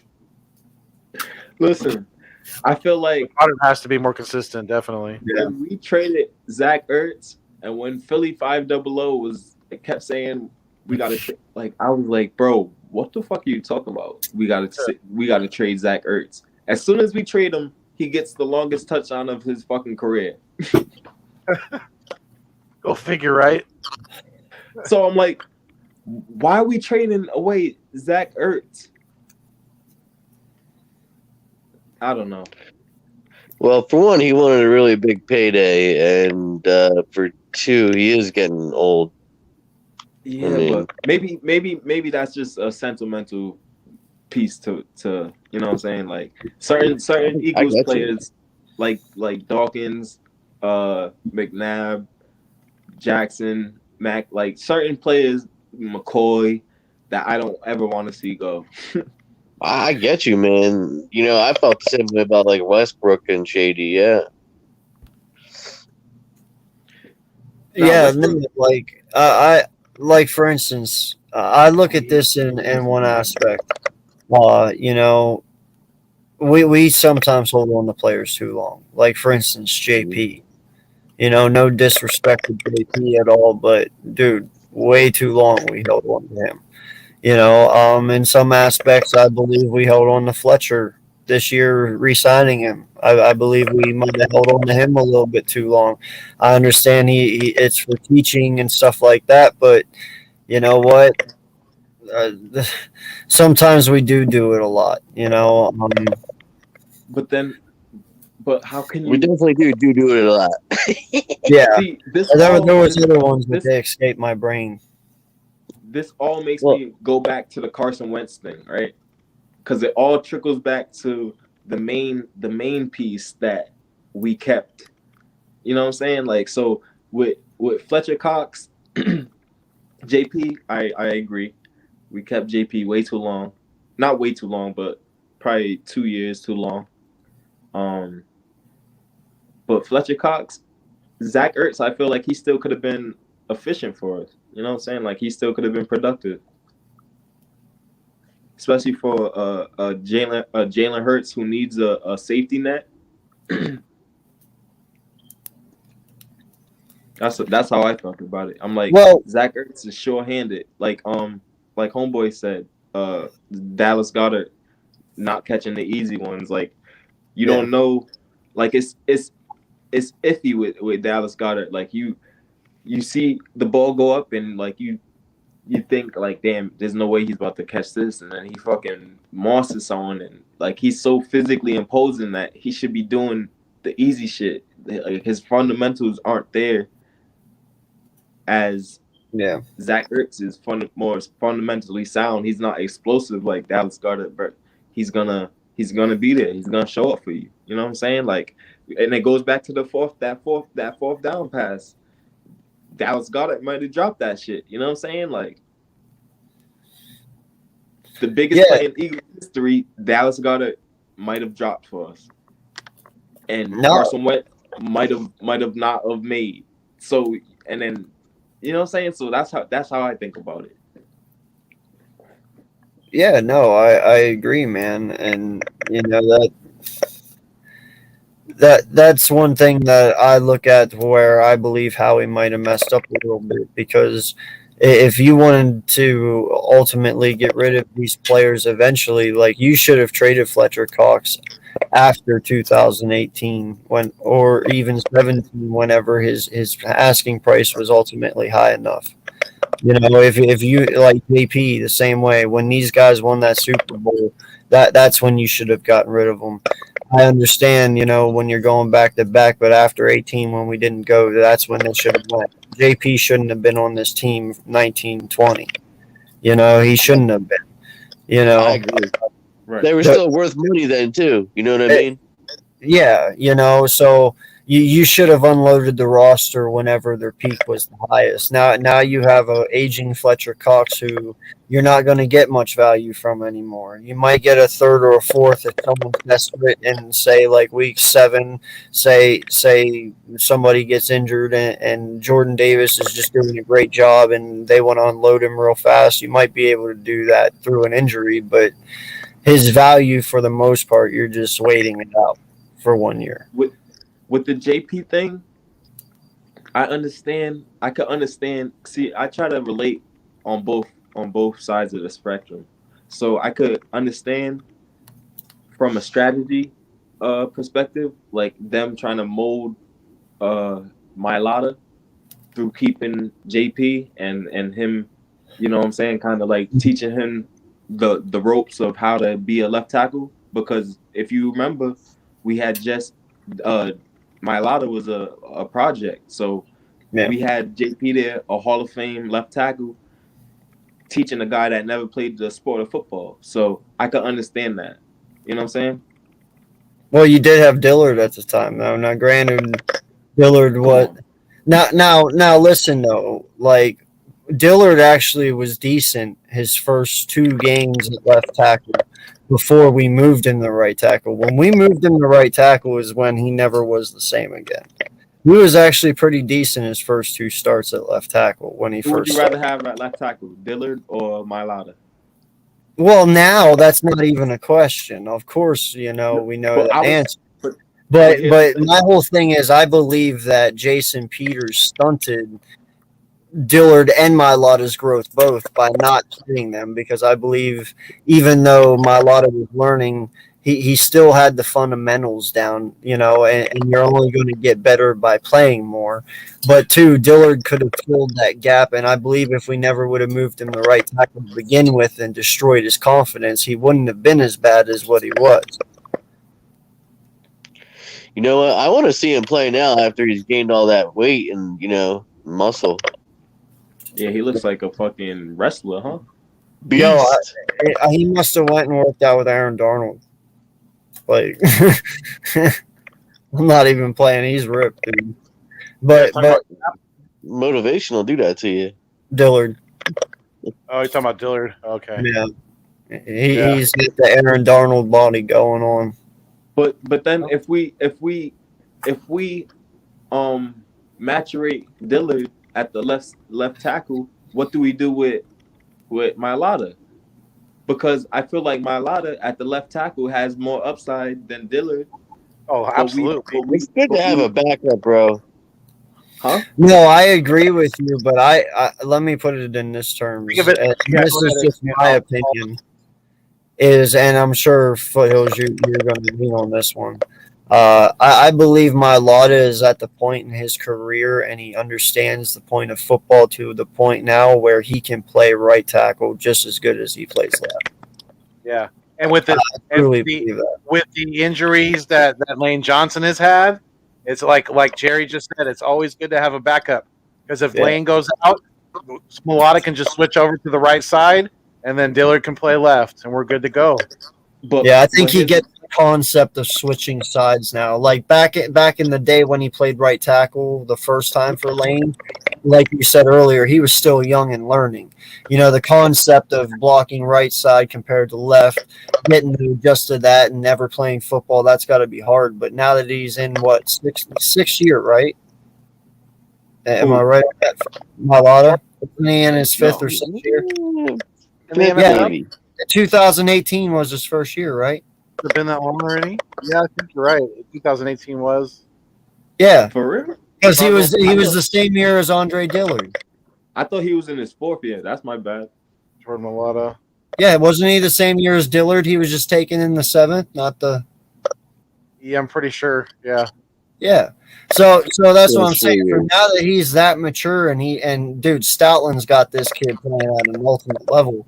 I don't think he's going to have a hard transition on the right side. I think he'll just that's that simple, honestly. Yeah, I agree. But now, well, where is he gonna stay? Like he has to get comfortable at one position. Like I feel like you only use that strategy when you need to plug and play. Like, I want to keep him. I want to keep him where he's at, but I want to keep him where he's at. You know what I Goal mean? line- And just have goal line Dillard in the back. situation- And goal line situations when we can bring in that extra lineman, you use them there too. You know, we could. There's different We packages could where we use can work like in. a jumbo set. Put Dillard at left tackle and have Mailata as like a jumbo tight end and use them for like pull plays and shit like that. And You could even slide. Okay, you want to get creative. You could even slide. You could get real creative with it. Slide Dillard in some sub packages at left tackle, right, and then have Jordan Mailata at tight end. No, And don't forget, Lane can catch. Right? Lane had more touchdowns than all of the New York Giants. Come on now. All I know is that I really like the way that we're going with our offensive line, because when I look at it, first off, I have a very high expectation for Jack Driscoll. Okay, I've always said that, and I do. You know, he shut down Chase Young his rookie year, didn't give up a single sack. You know, and Chase Young was the first overall pick, right? Second, whatever. He was there. But, you know, that's what I'm saying. So Driscoll can play right tackle. I'm not worried about that. Sayamalu is probably going to be your right guard, because I don't think they're going to move Mailata and Dickerson. I wouldn't do that. They might cut him, dude. He might be cap casualty. No. And in all honesty, if they're smart, man, I'd use, if they want to, I'd do trading. Who are they going to cut? You're not trading. You're not cutting. The cap hit would be tremendous. You can't do that. Who's going to start at right guard? Driscoll. Yeah, I guess so. Yeah, but I don't know. I think Samalos makes the roster. I don't know. Whether We'll it's see. Isaac definitely makes the roster, because yeah, you got to think about it. He's got versatility. He can play center too. I was You know what I mean? I was just about to say that he was a plug and play guy from our championship run. Like he was vital in that offensive line. Like, you know what I'm saying? I'm just saying, don't be surprised if they trade him. Trade him, yeah. Cut him? I don't think so. Trade him. No, definitely. But we have depth though, and that's the good thing about it. Like I feel like we keep who we have because we have so much depth, and this is Sutherland's last year. So I feel like we keep that infrastructure on the O-line, and, you know what I'm saying, get all we could get out of Jason Kelsey's potential last year and Sutherland's last year. You know what I'm saying? So I feel like we have a great... Jeff Stoutland? Stoutland. I said Sutherland. My bad. Stoutland. All right, let me ask you this. They're going to get rid of Stoutland? No. It's actually... He talked about retiring after this year. Yeah. Yeah. Well, you know who I see coming into his place? Kelsey. That's Kelsey. Yeah. There's been rumors about that too. There is, at least. No, but in all honesty, let me put this into the scenario. Say through OTAs here and training camp, they decide, okay, well, Driscoll actually can hold this, or maybe they put somebody else there and they're like, all right, our depth is good enough, and they use Sayamalu and trade Sayamalu to, we'll just say, the Bengals for Jesse Bates, or to Baltimore for Chuck. You're going to be upset with that? I mean, that to me, that's using an asset that we technically don't need as much to get something that we do need. in No, return. that's what you call a power move. That's You what I'm don't- saying. you don't- Yeah. Or you send don't him get to upset. send You him don't to get Green upset Bay. at that. Get a running back. Get one of their running backs. Oh Maybe. yeah. So I'd just say Amalu Enrager for AJ Dillon. There you go. That's what we were talking about earlier. Yep. Yeah. That would be crazy because That would Right? make us a Super Bowl contender for sure. that would For sure. that would be crazy if we got AJ Dillon for fucking Rager inside. Right. Well, Sam Malu's worth it, but Rager Possibility. he isn't. He's just the kicker, or the icing on the cake. Even if we have to throw in a second round pick for next year in that deal, I'll do that. Yep. Oh, I'll do it. Nah. We don't. That's overkill. You could probably get away with a third or a fourth, but that right there, that's Yeah, I agree with that too. yeah. Obviously, you start low. Yeah. Start low and negotiate. You know, you offer Like for instance, I even brought this up, man. Tell me what you think about this, and I hope y'all like this one. All right, we all see what the Seattle Seahawks are right now with Drew Lock. They even say they're going in with him. Well, if they go in with Drew Lock, I'm not expecting them to do anything. Okay. So what if they start to tank and they go? It's a shopping spree. I would sense it. No, I'm sorry, Sayamalu. I got love for you, my dog. But what about Sayamalu for Jamal Adams? Oh hell yeah! Yeah, that's an immediate upgrade. That's a power move. Jamal, like I mean, that, you probably have to give a little more, but still. yeah, because that's not. Are you crazy? You would definitely have to get. Yeah. Like, that's not even a fit. You can't even do that trade in Madden. Right? Not accepted. No, obviously you'd have to give a little more, but that's who I would use to go get him because I'd be like, hey, I'm giving you an if you're lineman talking upgrade. You have to turn now the you're cap talking. Now you're talking second rounds. Now you're talking another player in the second round for that trade. Potentially All right, even more. say Malu Rager and a 2023 second. Damn, But you gotta Jamal think about his contract. Didn't he just sign the contract a year ago or 2 years ago? It's been a couple of years. He's on the back end of it. He's on the third year of what, a fourth or 4 year, 4 or 5 year deal. Yeah. So he's at the end of it. I don't think it would be that much, honestly. Yeah. I'd have to Then Google. again, I don't think we. I mean, obviously, I wouldn't be mad at it, especially if we get a somewhat of a team friendly deal if we upgrade at the safety position. But man, I'm kind of excited to see if Marcus Epps gets a starting role this year because I think he's ready. He's ready. And let me be good. very frank. Adams would be a late season acquisition. Like I'm talking like week 7, like when we know the Seahawks are definitely done and we're a contender. You know what I mean? That wouldn't be something you do in the offseason. I mean, like Marcus more like Epps is gonna later in be the good season, this like year. week Trust after me. week 10, something like that. If you look at the way Marcus Epps plays, like he plays fast. Mm-hmm. And He's always around the ball. But look at the upgrades we have around him. Like that's only gonna allow him to play even faster and with more confidence. Yeah. Like it's gonna be crazy. Like his instincts, you can't teach it. I'm not saying they're overwhelmingly elite, but he makes plays, special teams. Like he flies around.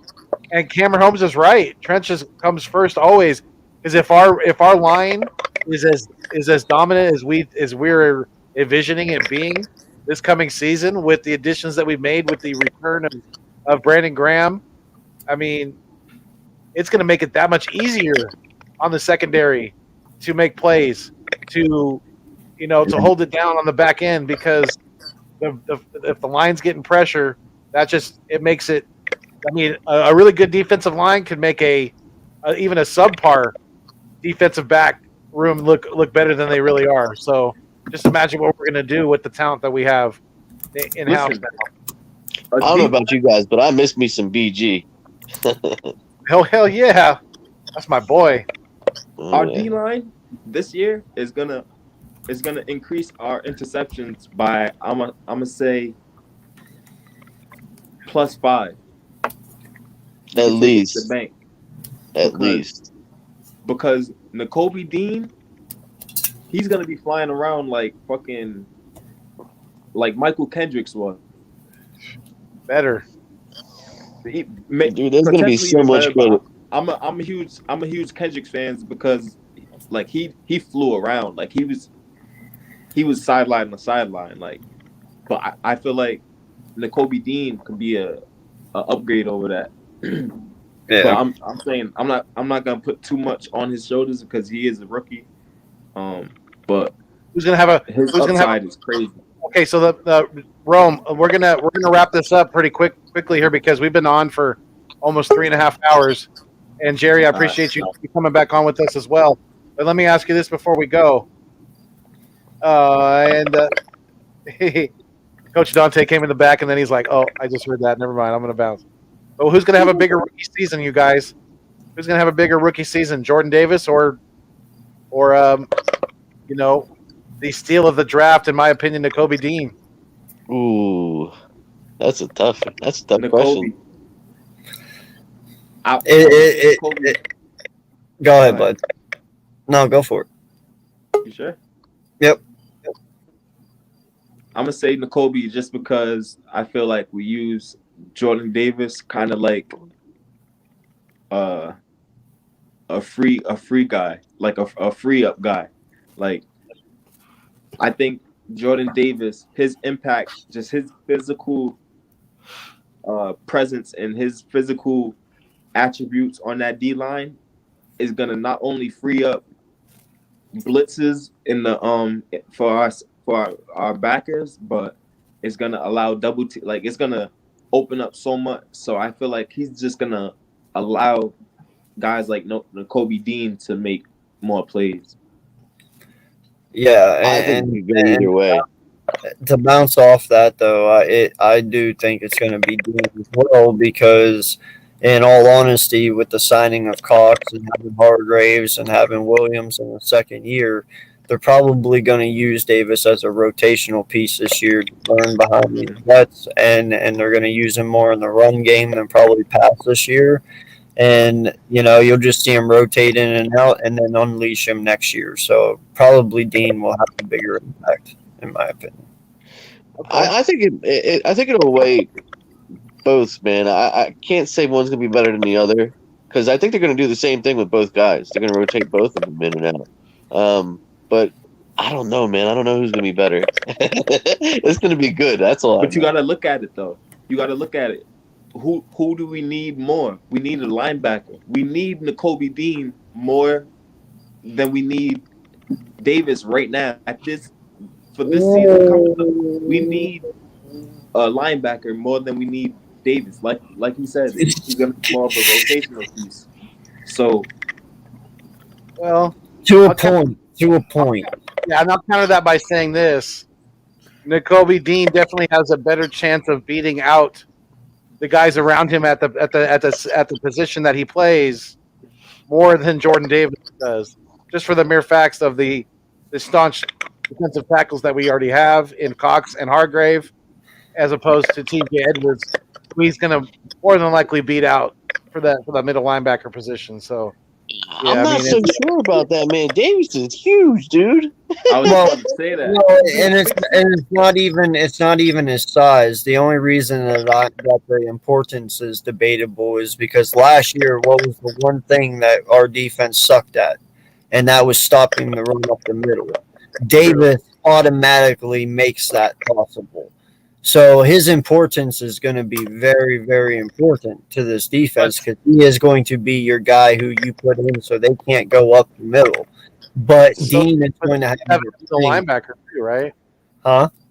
Middle linebacker is important in stopping the run too. Well, yeah. I'm just saying Dean's going to have more playing time, but they're going to really rely on Davis in the run game for sure because we can't get killed up the middle like we were before. Right. What's going on, Coach? Linebackers gonna be more cleanup. Hey, what's going on, y'all? What's going on? How y'all doing? Sorry, I popped in late. Getting a little getting the notes together for OTAs and stuff. So doing some research on the NBA draft and stuff. So I'm sorry, I'm joined a little late. I'm always up late at night, so I ain't doing Better too late much. than never. Better late than never, Yep. my guy. Yeah, we're gonna wrap it up pretty soon because we've been on for over 3.5 hours now. But yeah, we're glad that you joined us. Yep. Definitely, and yeah, I mean, it's an exciting time, for us content creators. I know Coach Dante is also, he's also Houston Texans content creator and fan as well. So yeah, what are your thoughts on the Texans right now? Man, like I say, man, I think we got a bright future next couple of years. I think I don't think we gonna be pushovers this year. I think we're gonna be better than a lot of people expect us to be. I think we're gonna come. We're gonna play hard. We're gonna play hard every single day. And like I say, a lot of people think we're gonna be as bad. I'm not gonna I'm not gonna bank on that too much. But like I say, like I say, I want. I want people to think we're gonna be bad, and I want people to think they don't have to fear us, because at the end of the day, those are the teams that you're not gonna expect a lot out. That's gonna give you more of a fight. So I like our future. I like our future this year, and we got some dogs we got some dogs in this draft, and I got 5 day one starters that's gonna play right then and there. So the only question, is Davis Mills. If I gotta just see if Davis Mills, the guy, if he can have a better season than what he did last year. He already seen basically all the coverages and stuff. He was the best rookie last year, arguably, besides Jones. But again, man, like I say, if he progresses and he was anywhere better than last year, then hey, the Texans got their guy, and I think the Texans can improve on more wins. Yeah, I think so too, because they, their division is kind of in a flux right now. Indy changed their quarterback. So did Jacksonville changed their head coach. So Yep. there's a lot of variance in that division, so to speak. But, yeah, I mean, it's gonna be a little bit of a long summer. Definitely, it's only June 1st, but Yep. yeah, we're gonna keep grinding and keep doing this content. Definitely make time go by quicker, right, guys? Yeah, man. Yeah, it's That's all we definitely going to can be do, an man. interesting season. That's for sure. Yep, it's definitely gonna be, man. No doubt, no doubt. But yeah, I can't wait, man. nor can I, my friend. Nor can I. Yeah, yeah. It's yeah. AK, you guys. He had to take off. So yeah, we're gonna wrap this thing up. I think. But if you guys have any closing comments or anything like that, definitely we'll get that going here. But yeah, it's been another great live stream, and appreciate each and every one of you guys for joining us and for chiming in. Definitely, Rome, you got any closing comments or anything like that before we get up out of here? No, I'm pretty much like everyone else, just waiting for shit to start. Yeah, Yeah, absolutely. man. I think, like it I was said, it was cool. How often do you guys do this live thing? We're usually on here we're usually on here every Wednesday. Yep, we usually start at 10 p.m. Eastern Standard. So yeah, check us out. Definitely, we took a couple weeks off, but yeah, we're gonna be getting back at it pretty consistently here. So yeah, check us out next week. Definitely. Yeah, definitely tune in, and I'll probably have something rolled up, ready to smoke and talk shit. That's good, bro. Sounds good, man. Yeah, definitely. All right, guys, I'm out of here. You guys have a good night. All right, you guys. Bro, Jerry, appreciate you. Coach Dante, you got any closing comments? Yeah, I'm gonna just get my closing comments in. Like I say again about that, which I was talking about Jordan Davis and Nakobe Dean. I think Nakobe Dean is gonna start from day one. I think he's gonna be the middle linebacker, actually from day one. I think Kaiser White is gonna be on that side, be on the outside. I know Hassan Reddick, people picture him as a linebacker, outside linebacker, because he's going to be more on that defensive side, defensive end. He's going to be more of the defensive end. He's going to be more of the pass rusher. But I got, Nakobe Dean and Zamir White and I got Edwards as the starting linebackers for the Philadelphia Eagles. I think you're gonna see some rotations between Davion Taylor and stuff like that. But I think Jordan Davis, I think he's gonna be a rotational piece. Down the road during the season, I think he's gonna end up as a starter. But I think he's gonna be a rotational piece because you got so much depth on that off defensive line. Get adding Hassan Reddick. Then you still got, Fletcher Cox, who's still on that like a 1 year and 2 year contract. And you got Josh Sweat. I mean, you got Vernon Hargraves who emerged. So you can let Jordan Davis learn for a little while, but he's still gonna get some rotational snaps and stuff Definitely. like that.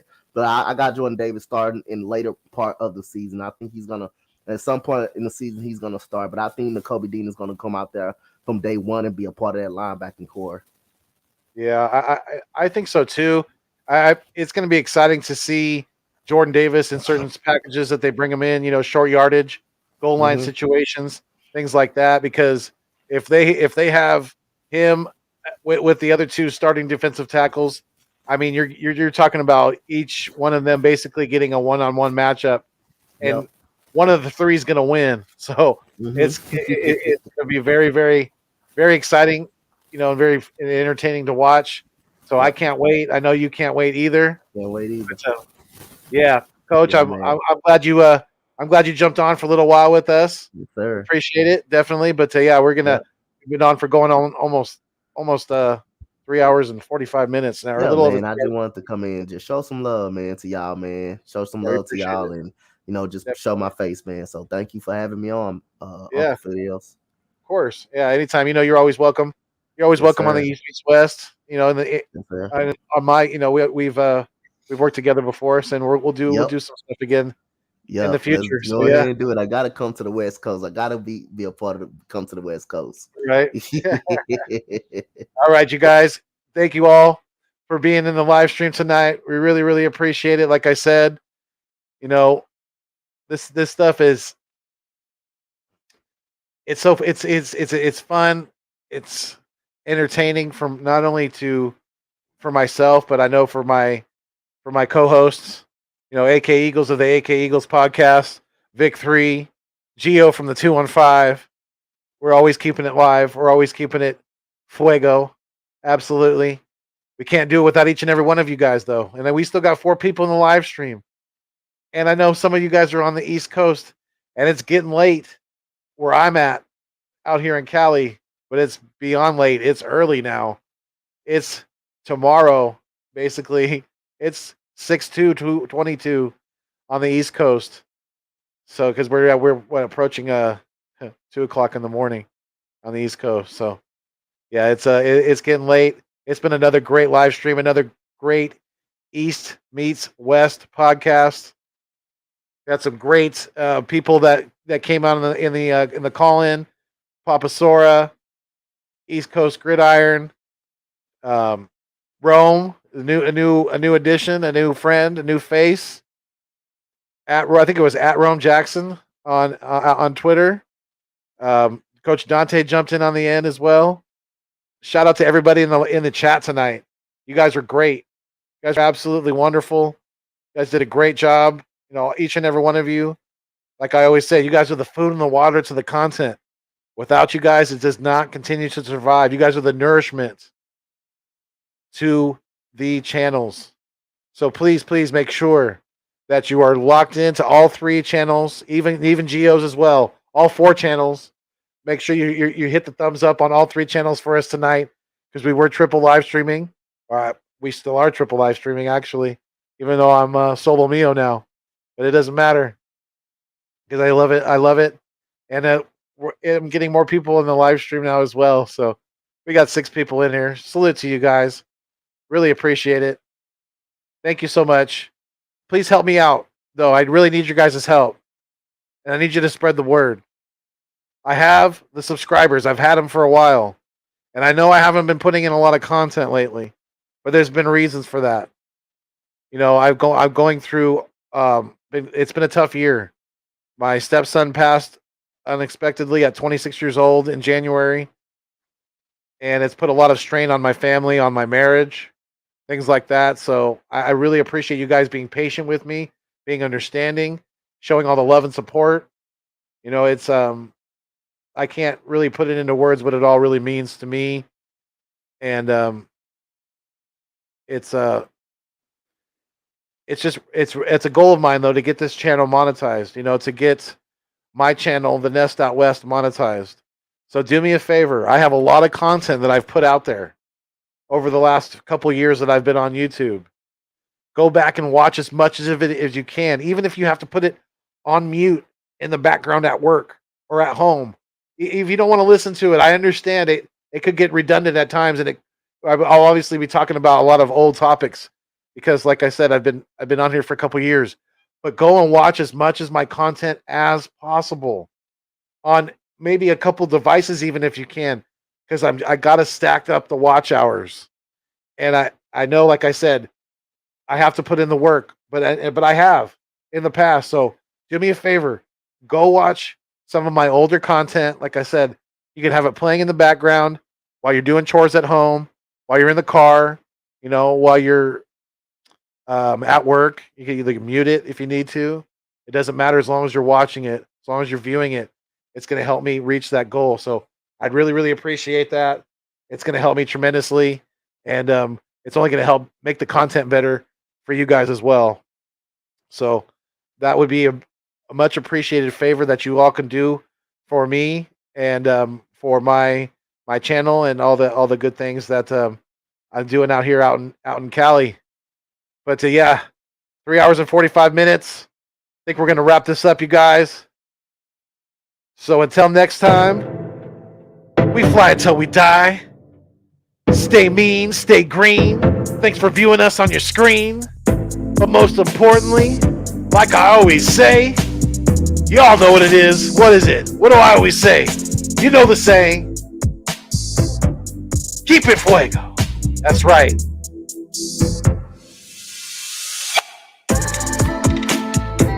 And we out, y'all. Love you all so much. Thank you all for support. My content, AK Eagles, Vic 3, Gio from the 215, the East Meets West podcast is going to the top. Y'all going to be a part of it. We can't do it without each and every one of you. Love you guys. Peace.